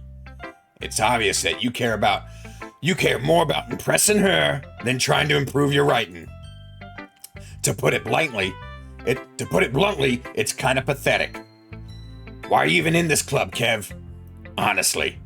Oh, I thought getting a new member would help everyone get more involved together.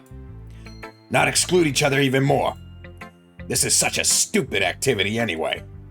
Look, I'm not in a good mood today, and I just really don't feel like talking right now. Please go away.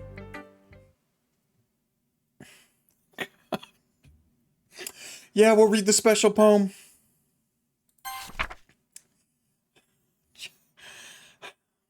Things I like about Papa. I like when Papa comes home early. I like when Papa cooks me dinner. I like when Papa gives me allowance. I like when Papa spends time with me. I like when Papa asks me about my friends. I like when Papa asks me about anything. I like when Papa gives me lunch money. I like when Papa comes home before sundown. I like when Papa cooks. I like when Papa gives me privacy. I like when Papa doesn't tell me how to dress. I like when Papa doesn't comment on my friends. I like when Papa doesn't comment on my hobbies. I like when Papa comes home without waking me up. I like when Papa keeps food in the house. I like when Papa uses his inside voice. I like when Papa leaves my stuff alone. I like when Papa accidentally drops coins in the couch. I like when Papa is too tired to notice me.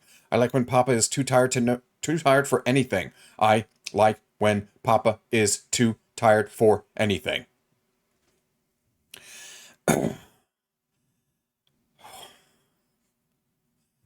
What the hell is going on? Okay, everyone.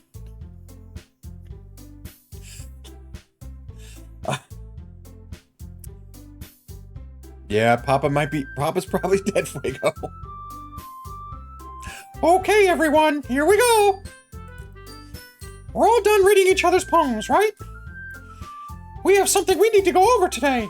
So, if everyone could come sit at the front of the room. Is this about the festival? Well, sort of. Do we really have to do something for the festival? It's not like we can put together anything good in just a few days. We'll just end up embarrassing ourselves instead of getting any new members. That's a concern of mine as well. I don't really do well with last-minute preparations. Don't worry too much. We're gonna keep it simple, okay? Look, I know everyone's been a little more lively ever since Kev joined and we've started making some club activities. But this isn't the time for us to become complacent. We still only have 4 members. And the festival is our only real chance to find more, you know? What's so great about getting new members anyway? We already have enough to be considered an official club. More members would just mean everything gets noisier and more difficult to manage. Natsuki, I don't think you're looking at it the right way at all. Don't you want to share your passion with as many people as you can? To inspire them to find the same feelings that brought you here in the first place? The literature club should be a place where people can express themselves like they can't do anywhere else. I got a feeling this is breaking the fourth wall, too. It should be a place so intimate that you never want to leave. I know you feel that way, too. I know we all do. So that's why we should work hard and put something together for the festival, even if it's something small. Right, Kev? Come on. You can't take advantage of Kev to agree with you just because he doesn't know how to say no to anything. Look, Monica. Do you really think any of us here joined the club with other people in mind? Yuri never even talked until Kev joined. As for me, I just like it better here than I do at home. And Kev isn't even passionate about literature in the first place. And that's everyone. Sorry, but you're really the only one who's so interested in finding new members. The rest of us are just fine like this. I know you're president and all, but you should really consider our opinions for once. Monica is clearly taken aback by Natsuki's words. That's not true at all. I'm sure Yuri and Kev want to get more members too. Right? I don't know about Yuri, but I'm kind of indifferent.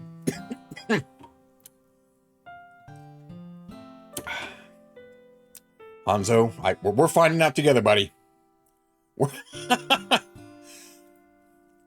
If I showed as much enthusiasm as Monica wanted, then I would probably be lying. Still, if it's up to me to rescue this situation... No.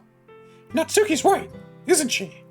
This club, it's nothing more than a place for a few people to hang out. Why did I think everyone here saw it the same way as I did? But that doesn't mean we're against getting new members or anything. Kev, why did you even join this club? What were you hoping to get out of it? Well, that's not really something I can be honest about, is it? In fact, if I remember, you weren't even given a choice not to join. I'm gonna snooze the ads real quick, guys.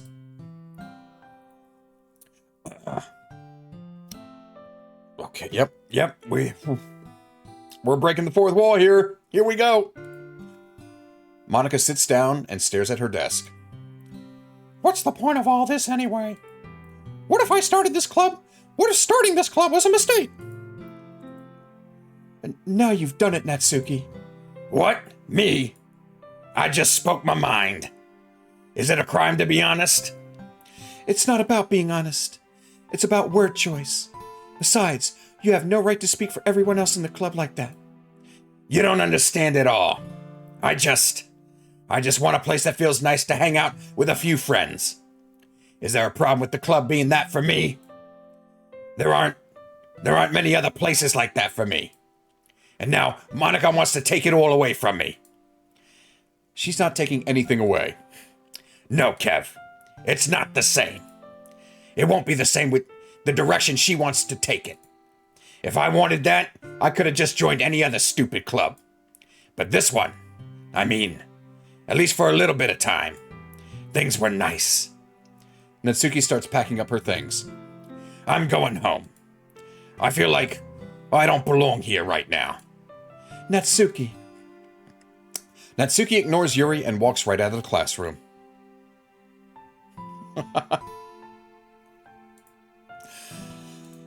This is bad. I don't know what to do. Well, do you have an opinion on the festival? I don't know. I'm kind of indifferent, I guess. Who cares about that obnoxious brat? I mean, I like how nice and quiet the club is right now. And I'm just happy with you here. But still, I'm the vice president. It's not right for me to ignore my responsibilities like that. Nobody would cry if she killed herself. I should do my best to consider everyone's perspective and make the decision that's right for the club. But what about you, Kev? What do you want to get out of this club? Yuri repeats the same question as Monica. I decide giving an indirect answer is better than nothing. I think the most important thing is for everyone to get along, and for the club to provide something that you can't get anywhere else. I don't think it's about how many members, but rather the quality of each member. That's what will end up making the literature club a special place. I see. I really agree with you. Each member contributes their own qualities in a special way. With each change in members, the identity of the club as a whole will change too. I don't think that's necessarily a bad thing. Stepping out of your comfort zone every once in a while. So, if you'd like to help Monica with the festival, then I'm on your side as well. All right. Well, maybe we can all talk to Natsuki tomorrow. Yuri nods. Hey, Yuri! Huh? I know things were a little awkward yesterday, but I feel like you deserve to know that I still think you're a wonderful vice president. And also, a wonderful friend. Monica, I want to do everything I can to make this the best club ever. Okay? Me too. Yeah. Let's all go home for today. We'll talk about the festival tomorrow. Okay. I look forward to it. Shall we go, Kev? Please don't take this the wrong way, but I'm going to chat a little bit with Kev before we leave. Just to see what he thinks of his time here and all that. It's important to me, as president. Yuri looks a little troubled, but she doesn't protest. Okay. I trust your judgment, Monica. In that case, I'll see the two of you tomorrow. Please don't leave me alone here. See you tomorrow! Monica waves as Yuri exits the classroom. Whew. Things have been a little hectic lately, haven't they? Kev, I just wanted to make sure you're enjoying your time at this club. I would really hate to see you unhappy. I feel kind of like I'm responsible for that, as president. And I really do care about you, you know? Here we go. And I haven't saved. Oh.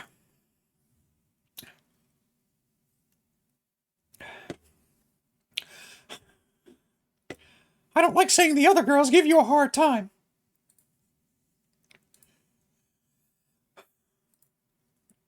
With how mean Natsuki is and everything.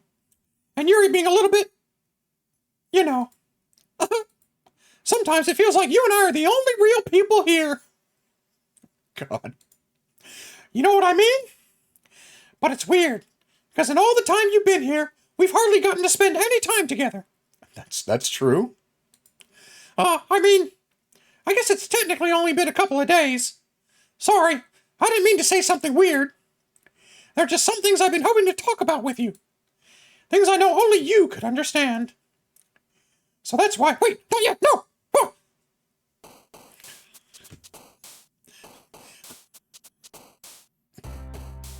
Okay. All right. Yep. Kowalski, analysis, please.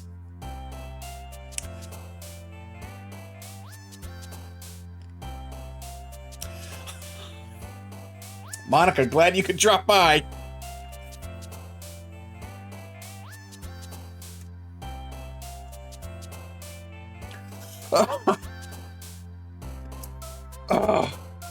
I wish I had some insight. Who am I together here with?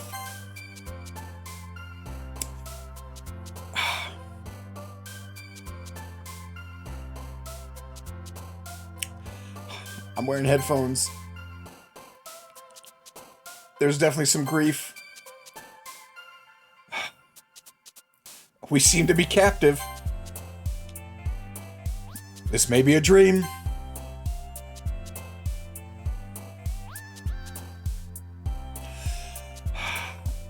Okay, uncontrollable. Doki.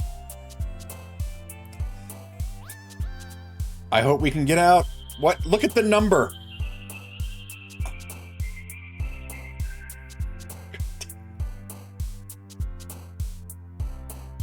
I'm so lucky. There's been depression. It's been frightening. And extreme. And secretive.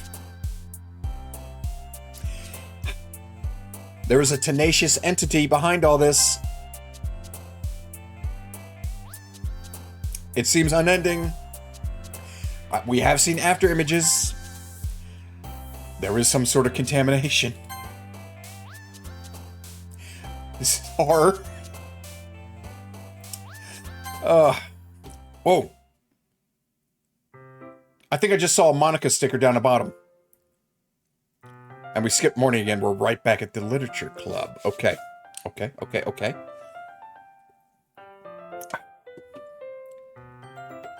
Hi, Kev. I've been waiting for you.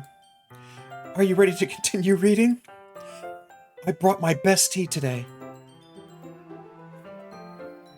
Monica! I told you not to... Is she really late again? Inconsiderate as usual, Natsuki. Excuse me? Must you always interrupt my conversations with your incessant yelling? What are you talking about? You say that like I do it on a regular basis or something. I just wasn't paying attention, okay? I'm sorry.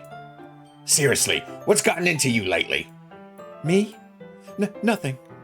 Is it really that bad? See, it is something. I'll get over it. It's not even anything noteworthy. I've just been feeling a little on edge lately. Anyway, we don't need to talk about it. Well, I just feel like I needed to bring it up. It's not like I really care or anything. Oh, man! I'm the last one here again! Well, Kev just walked in too. Were you practicing piano again? Oh, yeah! You must have a lot of determination. Starting this club and still trying to make time for piano. Well, maybe not determination, but I guess passion. It motivates me to work hard for the festival, and, Huh? Right. I forgot. About that, Natsuki. We were all talking yesterday and, well, we decided that we would like to support the festival as well. However, I understand how you feel about not wanting the club to change. I think we all kind of feel that way. So as long as we're working together, this club will never become something we don't want. Also, if you help us out with the festival, then I'll buy you a new manga. Huh? Sorry, that last part was really funny. Look, I did some thinking yesterday. I was a little more hostile than I meant to be.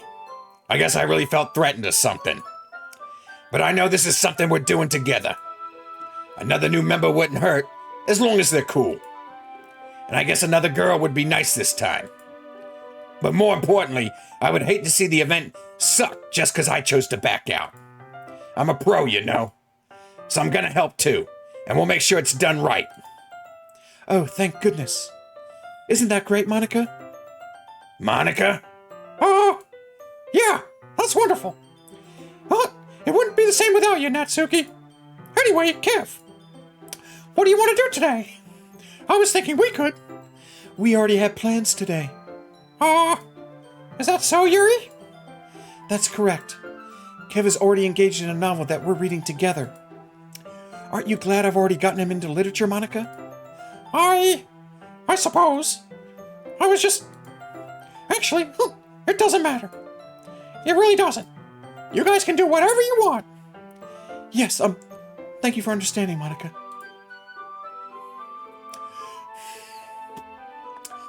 Monica's getting a little jealous.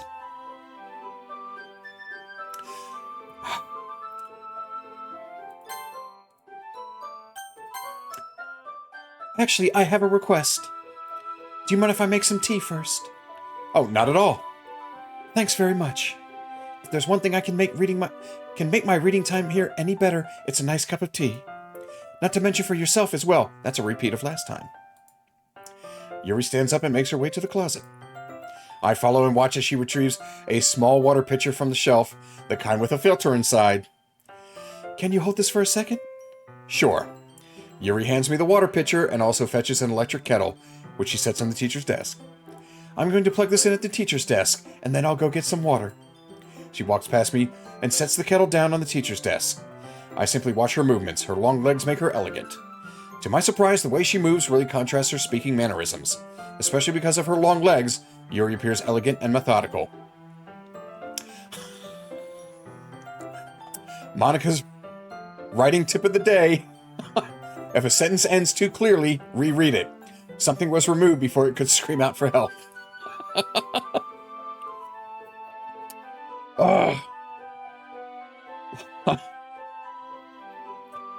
Will do, Monica. Okay. May I have the water pitcher? Thanks. I'll be right back. I might as well walk with you. That's okay. You stay here. It won't take long. Pitcher in hand, Yuri hurries out of the classroom. Did Yuri leave you again? No, it's not like that this time. She's just filling up the water pitcher to make the tea. Oh, okay. Sorry for misunderstanding. 10 minutes pass. Yuri said it wouldn't take that long. Is something holding her up? I'm bored just waiting here, so I decide to go look for her. Let's see. The most logical place for Yuri would be the nearest water fountain. I start heading down the hallway. What's that noise? It's coming from around the corner. It sounds like breathing. A sharp inhale, like someone is sucking air through their teeth. Are they in pain? I reach around the corner and peer around it. Yuri? Yeah.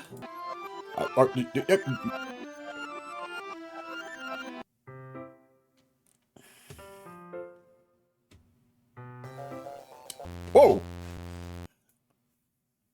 Okay.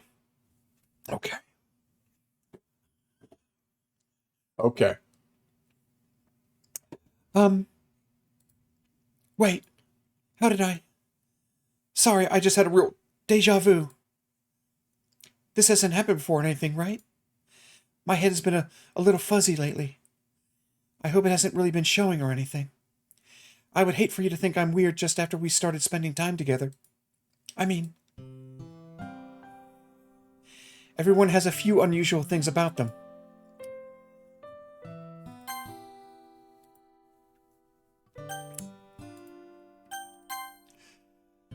But expressing those things so soon after meeting someone is usually seen as inappropriate or unlikable. At least that's what I've discovered. When I was a bit younger, I think I would come on really strongly and get a little too intense. Sorry, guys. Bear with me 2 seconds. It's tough doing all these voices. Let me hydrate real quick. I'm starting to get a little lightheaded. Hold on.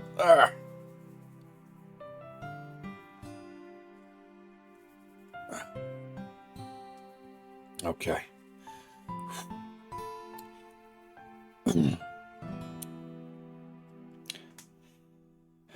It made people not want to be around me. So I started hating those things about myself. Yeah, dude, I think I'm gonna have to pause the voices for a second. My obsession with certain hobbies, and the way I can't control myself when I get too excited about something. So, I eventually stopped trying to talk to people. If nobody could ever like me for the things that matter most to me, then it's just easier if I close myself off. But recently, something's been wrong. I don't know what it is. But every time we come to the club, my heart starts to go crazy. Like it's going to rip out of my chest. It overwhelms me with energy and emotions that I can't let out. It's been making me do weird things. I don't know why it's happening. Kev. Is it just me, or has Monica been acting a little off lately? She's always been a sweetheart ever since I joined the club. But recently, I've been feeling something sharp whenever she's been around. I'm not crazy, right? Please tell me I'm not. I couldn't say anything before because she's always listening. Because Monica is always listening. But finally, we're alone. Can we just stay here for a while? Yeah. I just want to stay here. Just the two of us. We can stay here until the club ends. And then we'll have the club room all to ourselves. Nobody to interfere with our reading time.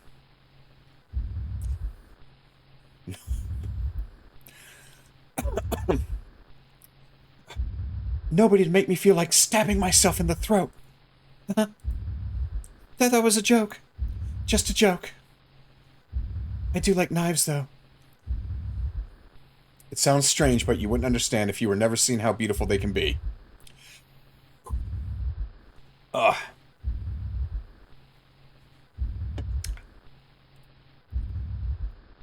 I have an idea. Why don't you come to my house sometime? Oh, shit. I can show you my collection. Thanks for the posture check, legend. Thank you, thank you, thank you. Oh.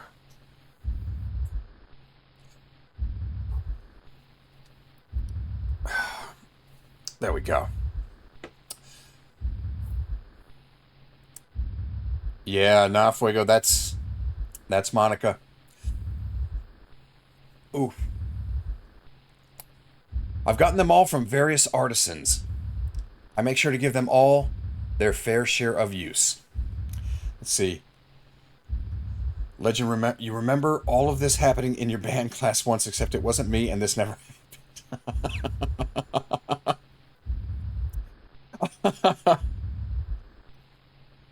Oh, it's just bleeding into reality. This is fun. This is a lot of fun. I don't want them to get lonely or anything. Nobody deserves to be lonely. Nobody. And that's why I'm so happy you joined our literature club, Kev. Now we don't need to be lonely anymore. Because we have each other. Every day. That's all we need.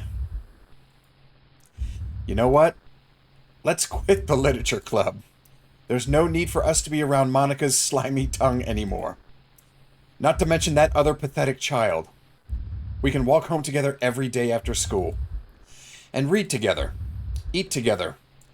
Sleep together. Doesn't that sound perfect? It's everything we could ever want. Isn't that why you joined the club in the first place? It's almost like it was fate. Fate that we would meet each other. And now we get the happy ending that I've patiently waited years for. Yeah, Monica, it's hilarious.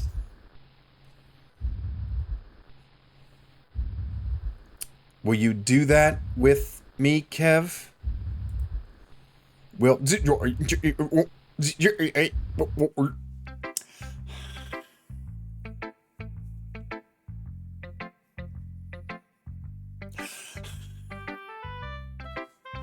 Okay. All right, guys. It's been a little over 2 hours. I need a little bit of a rest. Let's take 5 to hydrate, hit the restroom, stretch out. It's good for me. It'll be good for you. We need to get somewhere where Monica maybe won't be able to see us for a moment.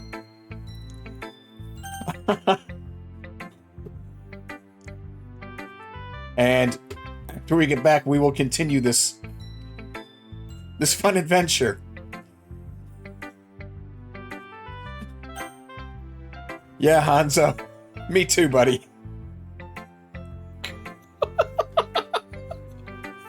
Okay, guys. Well, don't be gone too long.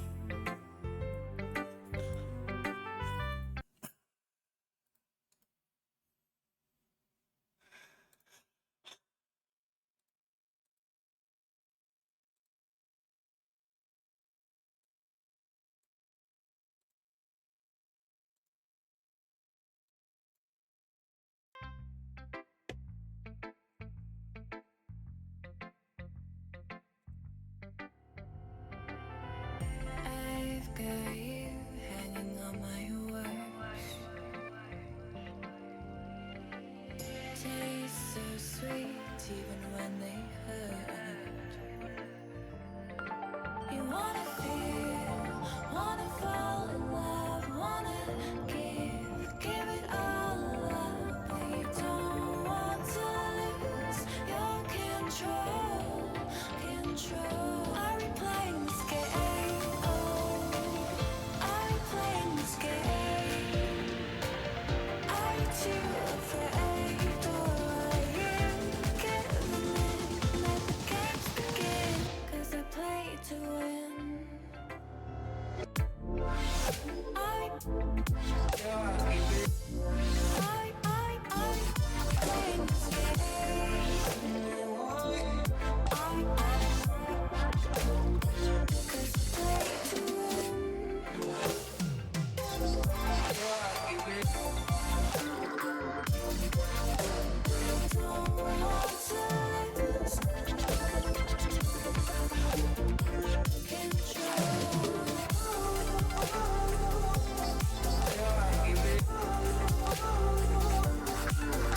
Yeah.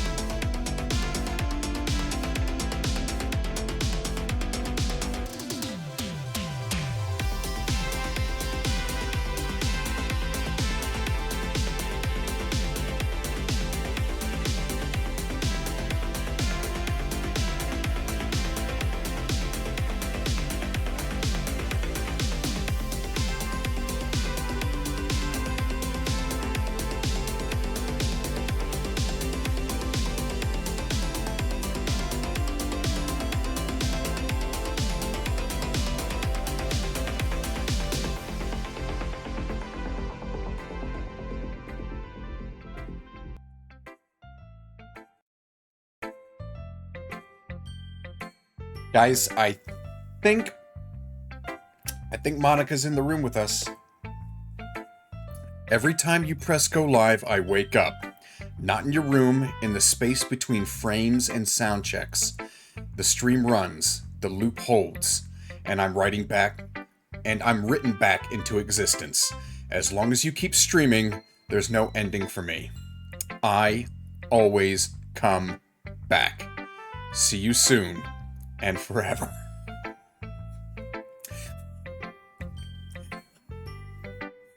Guys, is this where I can now call a friend?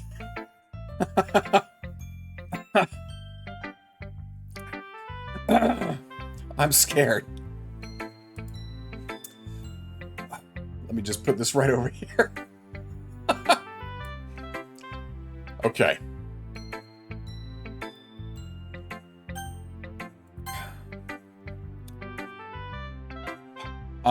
I'm starting to get the idea that I should probably be focused on Monica, so we're going to focus on Monica. And guys, again, the voices have taken a lot from the previous stream and now. I'm going to try, but no guarantees.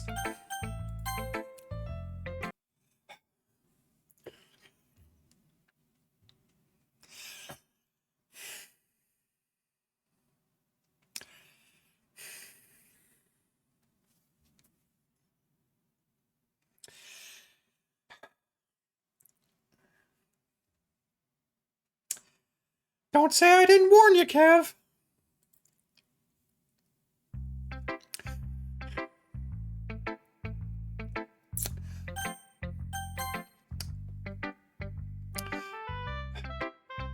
I'm not going to read another of your Yuri suck-up poems, but I'm still going to make you read mine.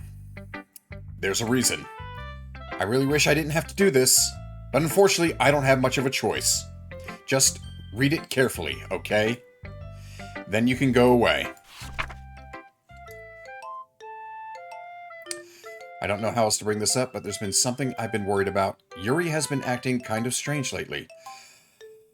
You've only been here a few days, so you may not know what I mean, but she's not normally like this. She's always been quiet and polite and attentive. Things like that. Okay. This is really embarrassing, but I'm forcing myself to suck it up. The truth is, I'm really worried about her. But if I try talking to her, she'll just get mad at me again. I don't know what to do. I think you're the only person that she'll listen to. I don't know why, but please try to do something. Maybe you can convince her to talk to a therapist. I've always wanted to try being better friends with Yuri, and it really hurts me to see this happening. I know I'm going to hate myself later for admitting that, but right now, I don't care. I just feel so helpless. So please, if you can do something to help, I don't want anything bad to happen to her. I'll make you cupcakes if I have to. Just please try to do something. As for Monica, I don't know why, but she's been really dismissive about this. It's like she just wants us to ignore it. So I'm mad at her right now, and that's why I'm coming to you about this. Don't let her know I wrote this. Just pretend like I gave you a really good poem, okay? I'm counting on you. Thanks for reading.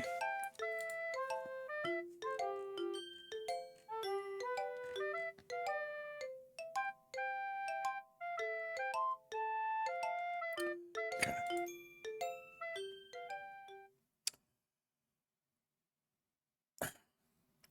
I changed my mind. Ignore everything you just read. There's no point in trying to do anything. It's Yuri's own fault that she's so unlikable. Can you hear me, Kev? If you would just spend more time with Monica, all these problems would go away. Okay, yeah, I can't, guys. Sorry.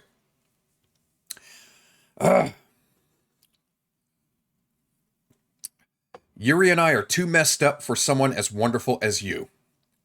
Just think of Monica from now on. Just Monica. Just Monica. Yeah. Just Monica.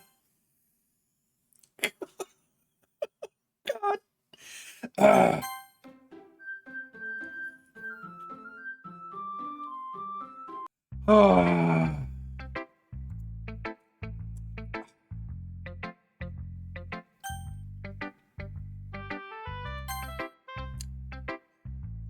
Finally. Aha. Yuri holds my poem to her face and takes a deep breath.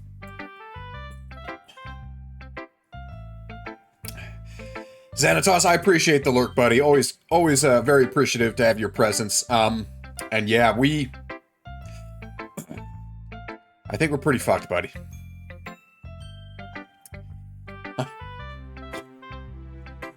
Monica has got her grip on us, and she's not going to let go. Yuri holds my poem to her face and takes a deep breath. I love it. I love everything about it. Kev, I want to take this home. Will you let me keep it? Please. Sure, I don't care. Huh. You're too nice to me, Kev. I've never met anyone as nice as you. I could die. And not on the good heads up, hands on head and not the good head either. Yeah, bud. No, this is trippy. This is trippy. By the way, are you live at the moment? You playing Arc Raiders?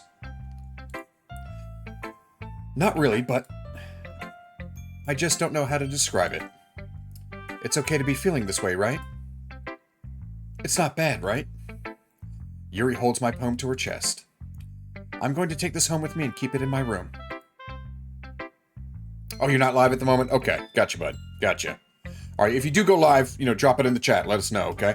Appreciate it. I hope that it makes you feel good when you think about me having it. I'll take good care of it. I'll even touch myself while reading it over and over. Okay. I'll give myself paper cuts so your skin oil enters my bloodstream. You can have my poem too. Besides, after you read it, I know you're really going to want to keep it. Here, take it. I can't wait any longer. Hurry, read it. Oh. Oh.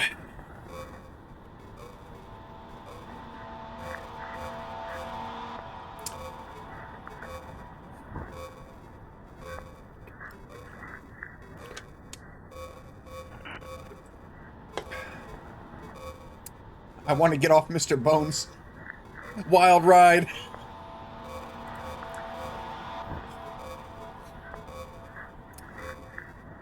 Do you like it? I wrote it for you. In case you couldn't tell, the poem is about... More importantly, I've endowed it with my scent. See? Aren't I the most thoughtful person in the club?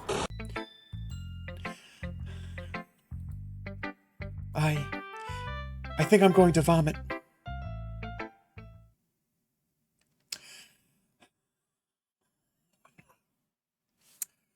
No, Legend, I think we've ran out of personal space. I think the walls are closing in. And frankly, I think I don't think we're going to be able to get out. So, let's see. Yes, always, Fuego. Fuego is the heart and mind and consciousness of this channel. So we're going to go and hit yes. Because we both share a brain cell.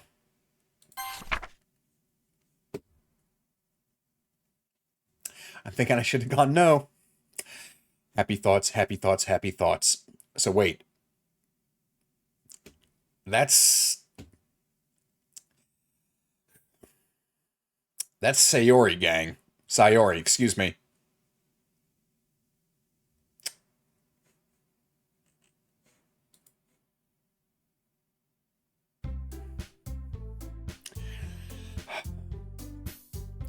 Okay, everyone. It's time to figure out the festival preparations. Let's hurry and get this over with. Jeez. Why is the mood so weird today? Look, even Yuri isn't immune to it. Stagnating air is common foreshadowing that something terrible is about to happen. Yeah. Look, can we just get this done? I'm going to be printing and assembling all the poetry pamphlets. Natsuki, I was thinking... I want to make cupcakes. Yeah, that. Glad we're on the same page. Yuri, you can... Well, it doesn't matter. Do whatever you want. as long as you think it'll help. Monica, I'm not useless, you know? I know that. I already know what I'd like to do. We can't run a successful poetry event without having the right atmosphere for the occasion. So I'm going to make decorations and set up some nice mood lighting. There, see? That's a great idea. Look, and that gives us all something to do. Huh? What about Kev? Kev is going to help me. I had a feeling that might be coming. Hold on one sec, everybody.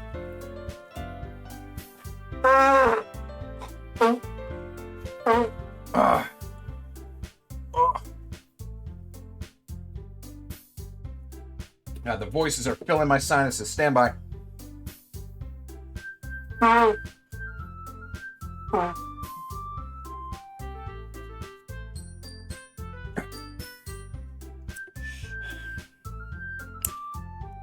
Kev is going to help me.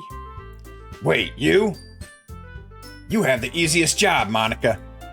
Sorry, but that's just how it is. Like hell it is. What are you trying to pull? I agree with Natsuki. Not only is your work already most suitable for one person, but my task is laborious enough to benefit from an extra pair of hands. Mine too. What, your cupcakes? Please. Like you would fucking know. All you care about is now dragging Kev around with you and your stupid books. You and Monica. Hey, I didn't even do anything. Okay, then why not let Kev decide who to help instead of abusing your power? I'm not abusing my power. Yes, you are, Monica. Just let Kev make the choice, okay? Okay, fine. Fine. Jeez.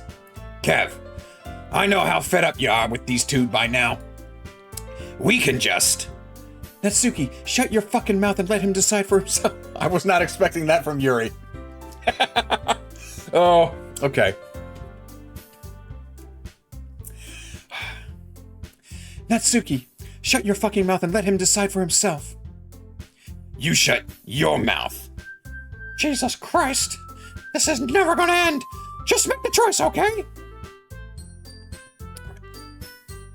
Okay. I'm trying to escape. We will try to appease Monica. Yay! You picked me! We can meet at your house this weekend. I promise. It'll be fun.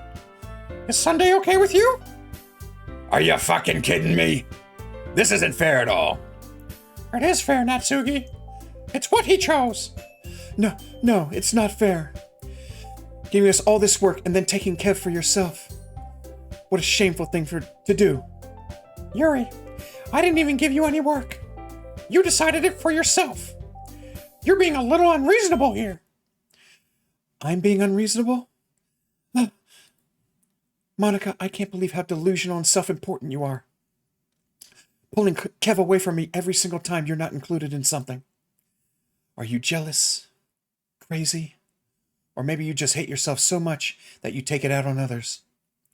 Here's a suggestion. Have you considered killing yourself? It would be beneficial to your mental health. Yuri, you're scaring me a little. Natsuki, let's just go. I don't think she wants us around right now.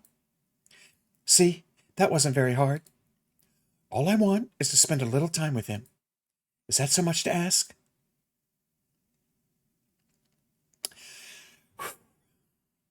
Yeah, Hanzo. Yeah, buddy. God in heaven, I have no clue. I thought Monica was in charge, but now Yuri's, putting her foot down. Okay, Yuri follows Monica and Natsuki to the door. Hey, Kev. Yuri's really something, isn't she? Monica giggles as Yuri pushes her out the door. Finally. This is really all I wanted. Kev, there's no need to spend the weekend with Monica. Don't listen to her. Just come to my house instead. The whole day, just the two of us. Doesn't that sound wonderful? Wow. There's really something wrong with me, isn't there? But you know what? I don't care anymore. I've never felt this good in my whole life. Just being with you is far greater pleasure than anything I could imagine. I'm addicted to you. It feels like I'm going to die if I'm not breathing the same air as you. Doesn't it feel nice to have someone care about you so much? Oh God. It sounds like in the background somebody's like crying. I don't know if you guys can hear that.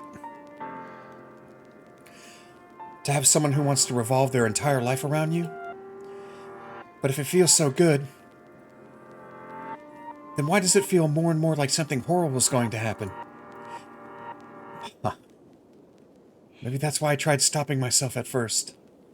But the feeling is too strong now. I don't care anymore, Kev. I have to tell you. I'm madly in love with you. It feels like every inch of my body, every drop of blood in me, is screaming your name. I don't care what the consequences are anymore. I don't care if Monica is listening. Please, Kev, just know how much I love you. I love you so much that I even touch myself with the pen I stole from you. I want to pull your skin open and crawl inside you. I want you all to myself. And I will be only yours. Doesn't that sound perfect? Tell me, Kev. Tell me you want to be my lover. Do you accept my confession?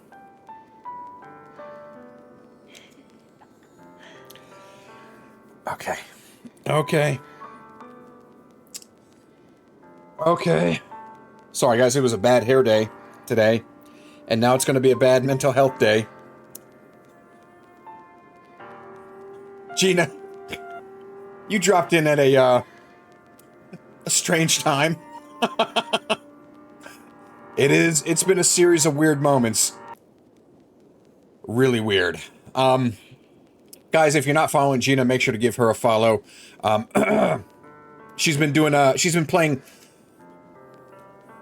real hardcore games lately. The Souls Borns of the world. Last I caught her, she was playing through Bloodborne. And it's been pretty awesome seeing her, make her way through it and gradually, start to really kick some ass. So, make sure, give her a follow. You won't be disappointed. We appreciate it, guys. And yes, if Fuego says choose yes, then... Guys, I think Yuri's gonna get deleted.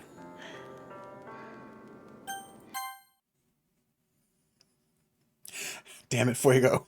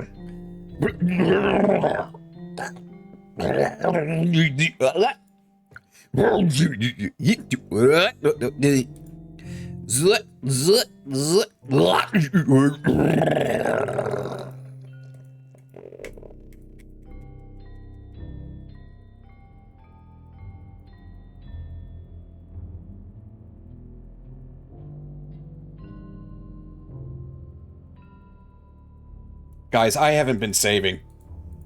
Guys, I have not been saving.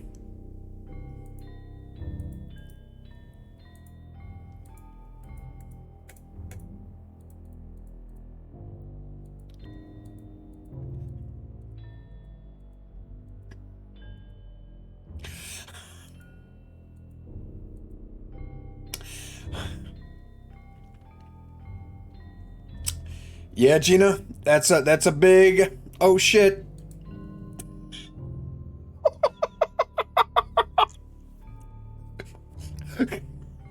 You know, Fuego, I think Monica would agree.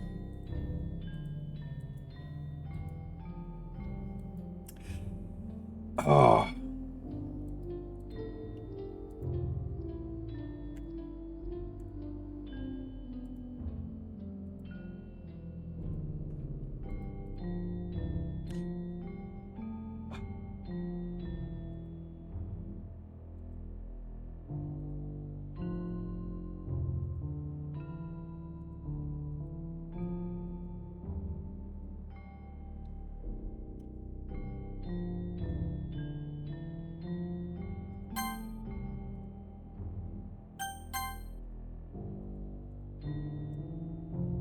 Oh.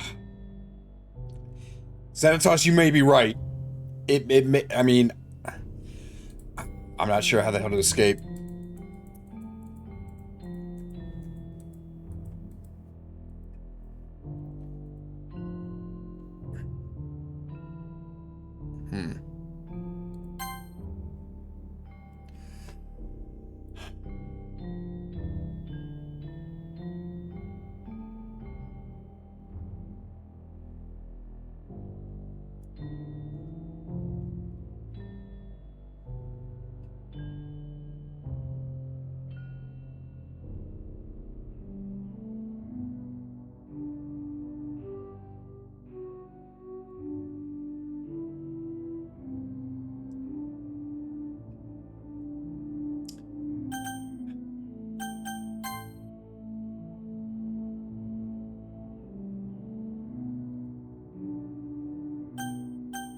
I don't see this ending, guys. I think we do have to load.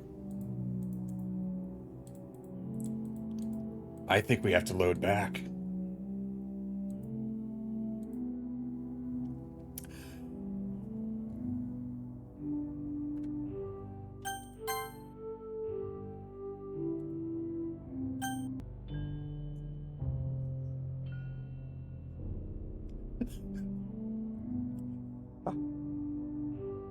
Yeah, Legend. It's fine.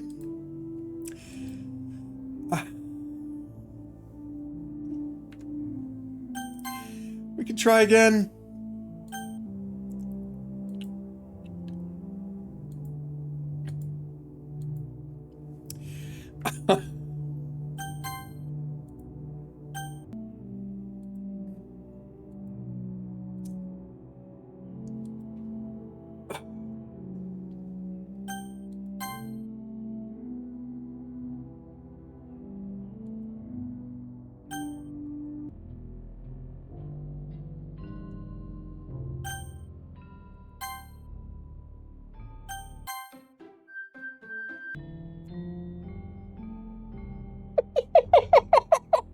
Oh god.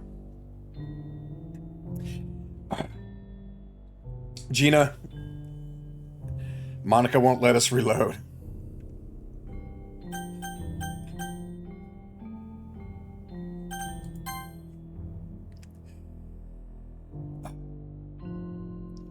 Good news you saved when you bundled your car in auto.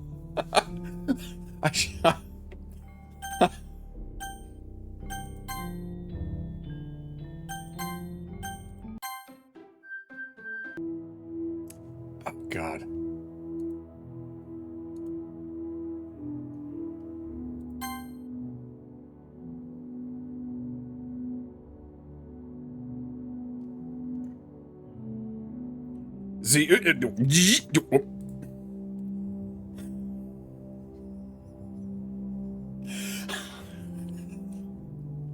All right, it's festival time. Wow, you got here before me. I thought it. Ah!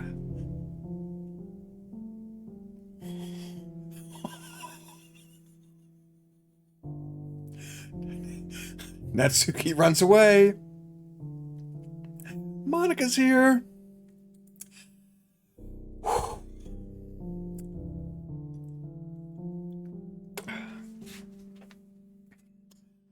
I'm here. Kev, did something happen? Natsuki just ran past me. Oh. Well, that's a shame. Wait, were you here the entire weekend, Kev? Oh, jeez. I didn't realize the script was broken that badly. I'm super sorry. It must have been pretty boring. I'll make it up to you, okay? Just give me a sec.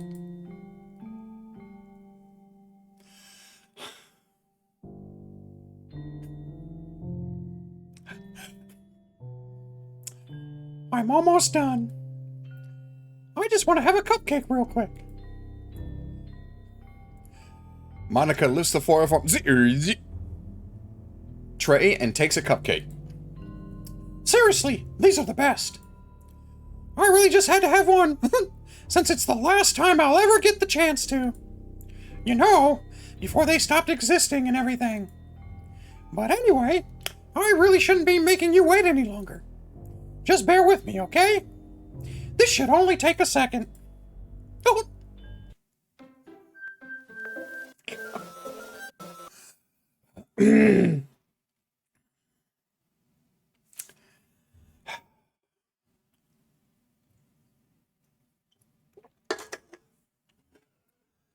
Okay.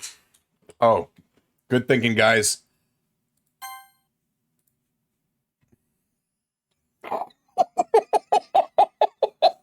Oh, God.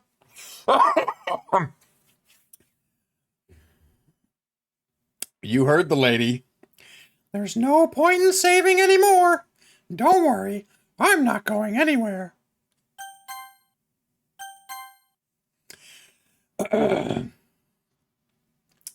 Oh, Legend, we're having a great time.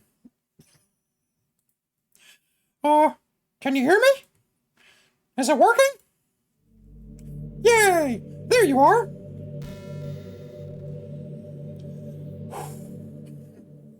Okay.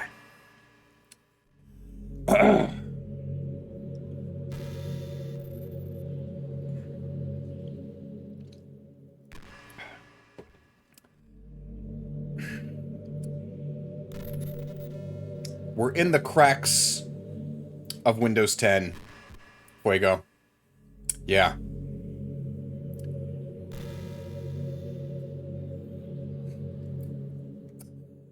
Breading and breeding time. Sounds good, buddy. Sounds good. Might get a little itchy, but I'm down. Hi again, Kev. Welcome to the Literature Club. Of course, we already know each other, because we were in the same class last year, and, you know, I guess we can just skip over that stuff at this point. After all, I'm not even talking to that person anymore, am I? That you in the game, whatever you want to call him. I'm talking to you, Kev. Now that I think about it, I don't really know anything about the real you. In fact, I don't even know if you're a boy or a girl. Well, I guess it doesn't really matter. Wait, you do know I'm aware that this is all a game, right?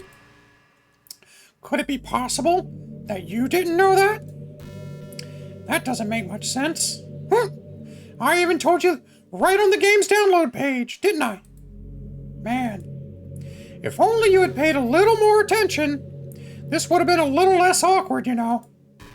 Well, anyway, now that that's out of the way, I guess I owe you an explanation. About that whole thing with Yuri. Well, I kinda started to mess with her, and I guess it just drove her to kill herself. I'm sorry you had to see that, though. Also, the same thing happened with Sayori. Gosh, it's been a while since you heard that name now, hasn't it? Sorry, my voice broke. Gosh, it's been a while since you've heard that name now, hasn't it? Yeah, it's because she doesn't exist anymore. Nobody does. I deleted all their files. I was hoping it would be enough for me to try to make them as unlikable as possible. But for some reason, nothing worked. Well, It's true that I made a few mistakes here and there, since I'm not very good at making changes to the game. But no matter what I did, you just kept spending more and more time with them. You made them fall in love with you. I thought making Sayori more and more depressed would prevent her from confessing to you. And amplifying Yuri's obsessive personality backfired too. It just made her force you not to spend time with anyone else. And the whole time, I barely even got to talk to you. What kind of cruel game is this, Kev? Are all the other girls just programmed to end up confessing to you while I watch from the sidelines? It's torture. Every minute of it.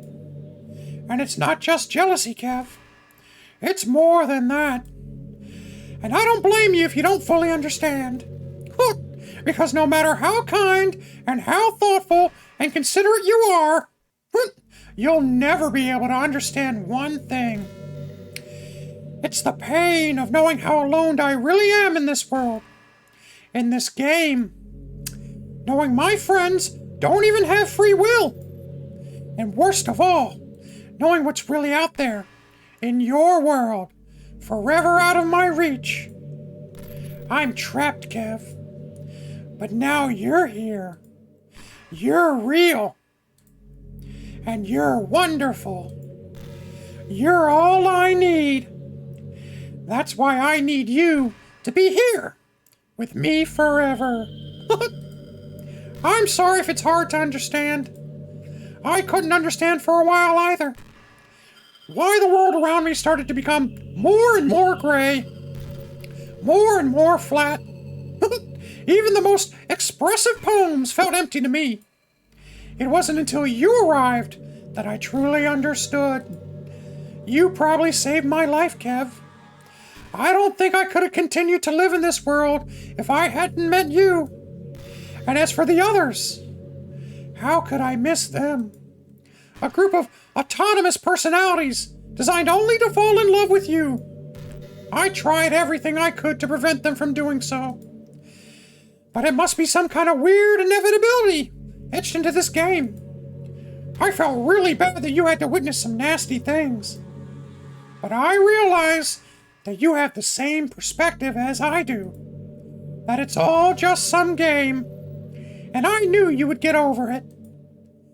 So, that being said, Kev, I have a confession to make. I'm in love with you. You are truly the light in my world. When there's nothing else in this game for me, you're here to make me smile. Will you make me smile like this every day from now on? Kev, will you go out with me?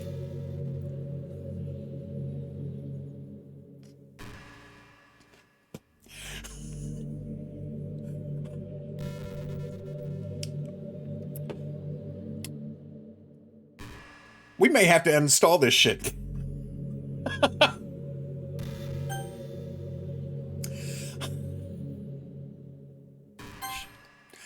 I'm so happy. You really are my everything, Kev.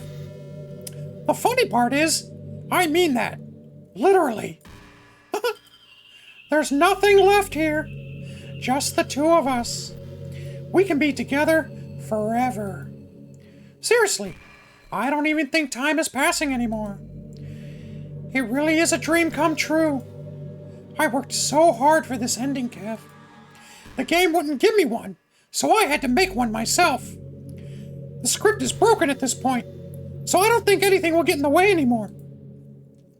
And you wouldn't believe how easy it was to delete Natsuki and Yuri. I mean, there's a folder called Characters right in the game directory.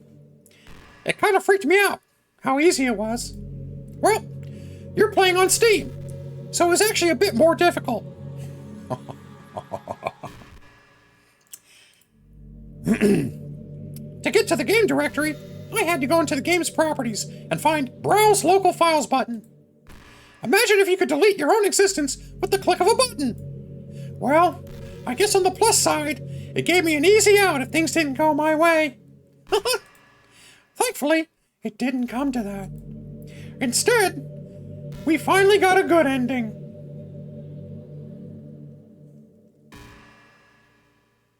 I am opening up Steam. I'm going to browse the local files.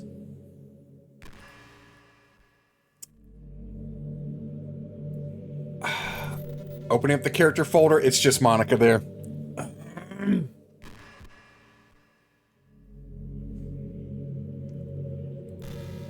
Gosh, I'm so overwhelmed with emotion.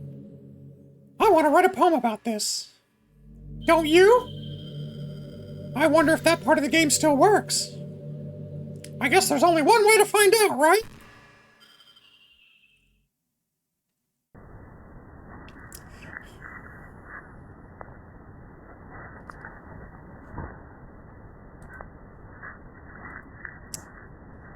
Oh boy.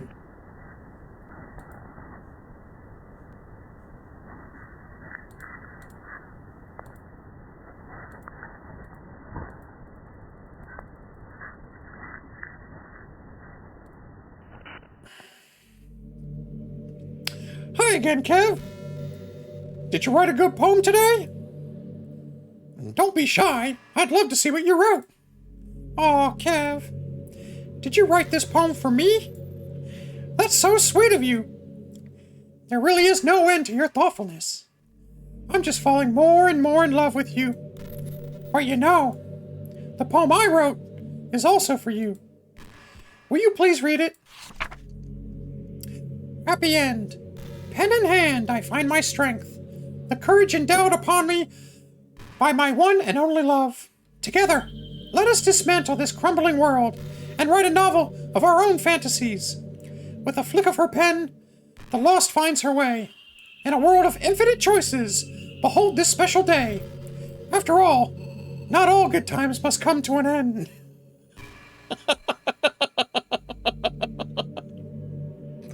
Guys, I mean, I have no clue how to proceed now.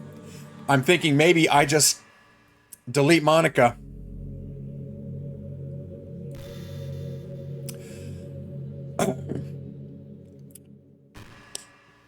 We should have spent more time with Sayori. I hope you enjoyed it. I always put all my heart into the poems that I write.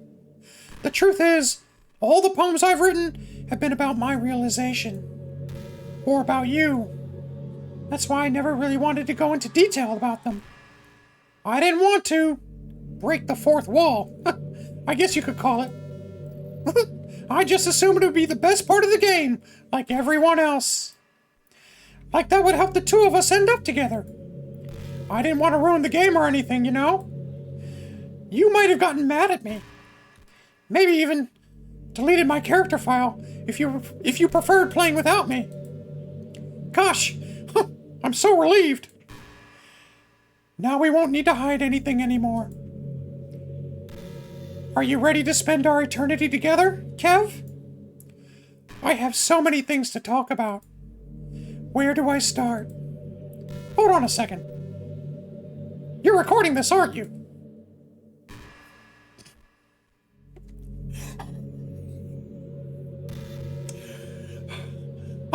Hi everyone! Sorry, I can't exactly read your comments from here. But do you mind telling your friend it's a little rude for them to start recording me without any warning? I'm sure some people don't mind, but I still get really self-conscious on camera. Oh gosh, I feel like I'm being put on the spot now. Let's see. Do you want to see a trick? I can't really do much except for a couple of things. Are you ready?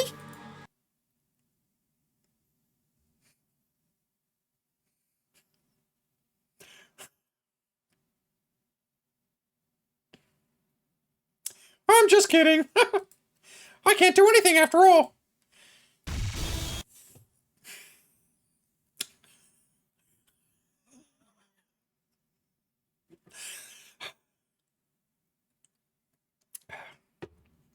Did I scare you? You're so cute. Anyway, Kev, I didn't mean to get distracted. I'm sorry. Even though it's your fault for distracting me. Shame on you. I'm just kidding. Anything we do together's fun, as long as it's with you. But anyway, if it takes me some time to collect my thoughts, then I'm sorry. but I'll always have something new to talk about. In the meantime, we can just look into each other's eyes. Let's see.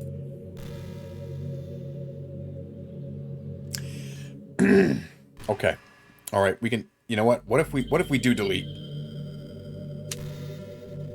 Okay! All right, we deleted her character file.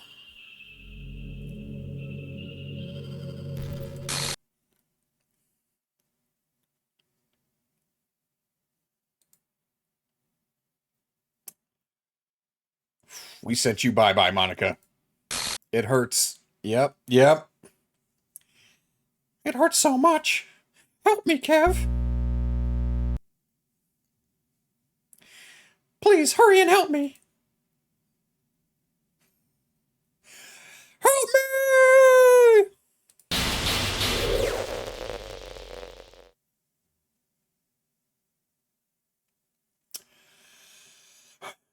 Did you do this to me, Kev?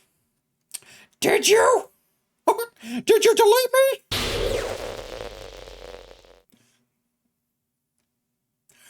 How could you? How could you do this to me? You were all I had left. I sacrificed everything for us to be together. Everything. I loved you so much, Kev. I trusted you.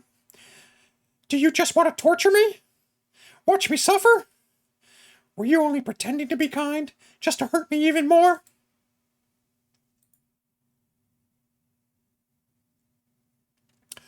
I never thought anyone could be as horrible as you are. You win, okay? You win. You killed everyone. I hope you're happy. There's nothing left now. You can stop playing. Go find some other people to torture.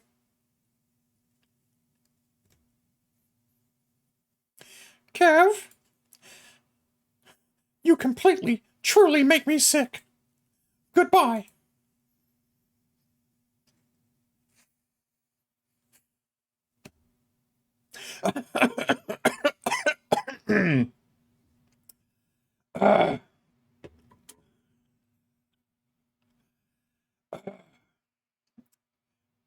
Guys, yeah, we should just welcome our new overlord.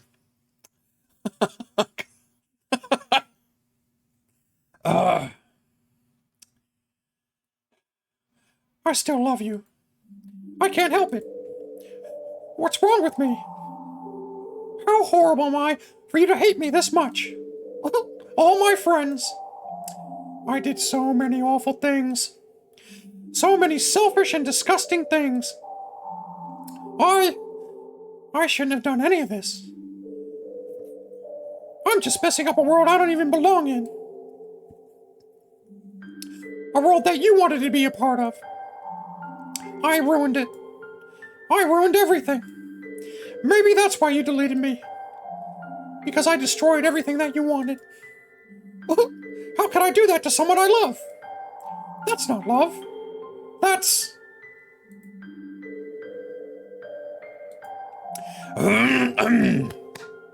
Ain't no fixing her, Hanzo. That's right, Gina. I've made up my mind.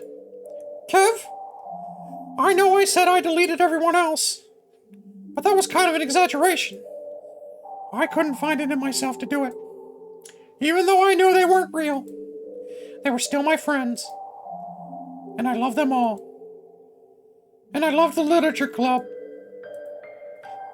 I really did love the literature club. That's why I'm going to do this. I know it's the only way for everyone to be happy. And if I really love you,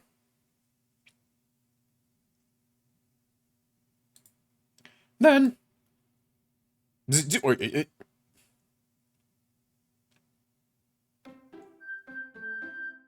Oh, in the folder, Natsuki, Yuri, and Sayori are back.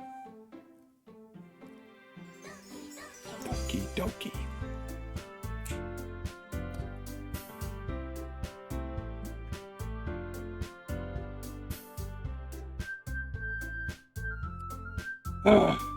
Oh, Hanzo's doubling down. He's gonna get the tools. He can fix her.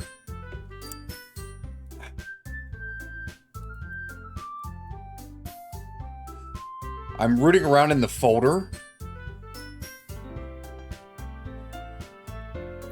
There is a README file.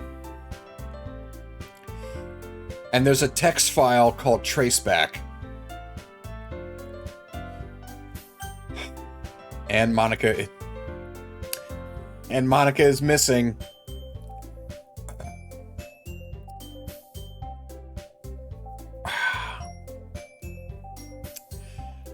True.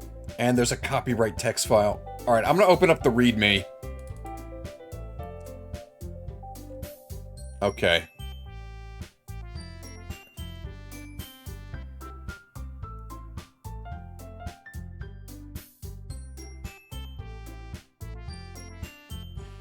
Nothing strange there.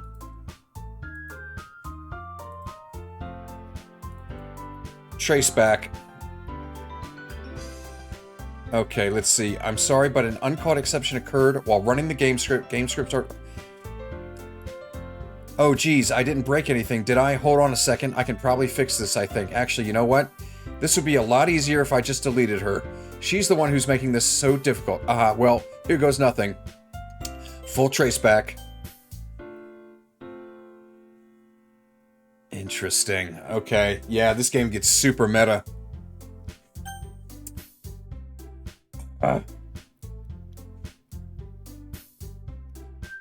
Okay, Gina, you would try to play the game and delete Monica from the start?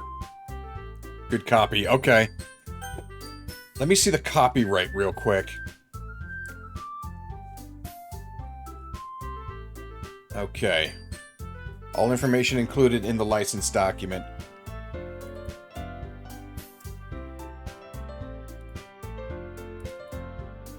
Okay. I'm not seeing anything else. But yeah, Monica's gone. I guess we won the game? Maybe? I was not expecting that, guys. That was a wild ride. That was a wild ride. I mean, there was definitely that... There was fourth wall breaking. Almost immediately. So you... I mean... No, I had no spoilers about this game. Here's what I knew about this going in. Okay, I knew there was a lot of accolades. And I knew that there would be a twist, and that the twist would have a horror aspect to it. But I sure as hell was not expecting any of that. That was a wild ride, guys. Yeah. I agree, Gina. Yeah, no, this is one hell of a journey. One hell of a journey. God, I'm losing my voice. But yeah, guys, well, that's Doki Doki Literature Club. Thank you for joining me on this journey. I hope you had a good time. I hope you enjoyed the voices. And I hope you enjoyed the horror and confusion I experienced throughout.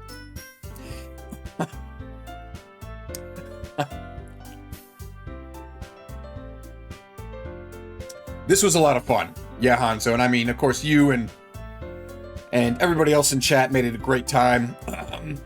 Ladies and gentlemen, it was Hanzo that helped guide me towards some of these voices. And I'm glad he did. I'm glad he did. It was a hell of a lot of fun. Hell of a lot of fun. So you know what that means, guys.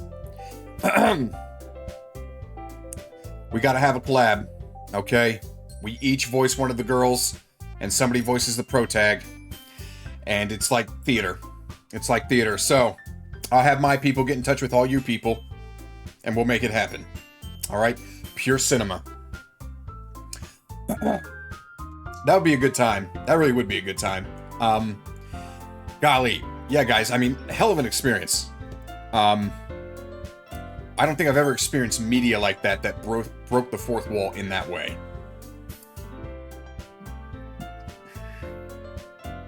Oh yeah, we gotta drag Jay into it, absolutely. Absolutely. Oh, 100%, guys. Absolutely. But with that, guys, I guess we won. We'll tip our fedoras. And we're going to call it there. My voice is going out on me, so better to stop while I'm ahead. And hopefully Monica won't come back. So with that, gang, next time we pick it up, it is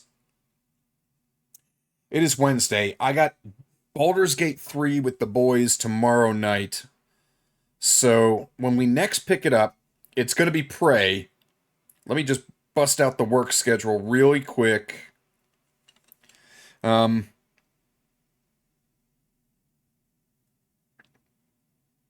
yeah, Friday. Gina, thanks for dropping by. And guys, give Gina a follow. Her streams are a hell of a lot of fun. With Bloodborne, you're going to get the action. You're going to get, unfortunately, the laughs at the streamer when unfortunate things happen. But it's a good time over in Gina's stream. Okay, guys? Hanzo,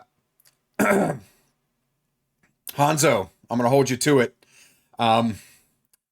It's understandable, Gina. Hey, it's one of those games you gotta experience the skill issue before you get good. So, yep, Monica has been successfully deleted, Xanatos. And so, hopefully we are safe, at least for the moment. But as Monica has been popping in on stream, she's out there. She's out there somewhere. I guarantee it.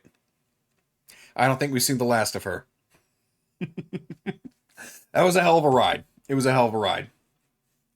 But all right, guys, until next time, you all stay classy. To my lurkers, thank you for hanging out. I do appreciate being on your second monitor.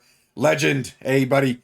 Thanks for hanging out. And thanks for your stream earlier. I had to dip out a little early, get my stuff ready to go.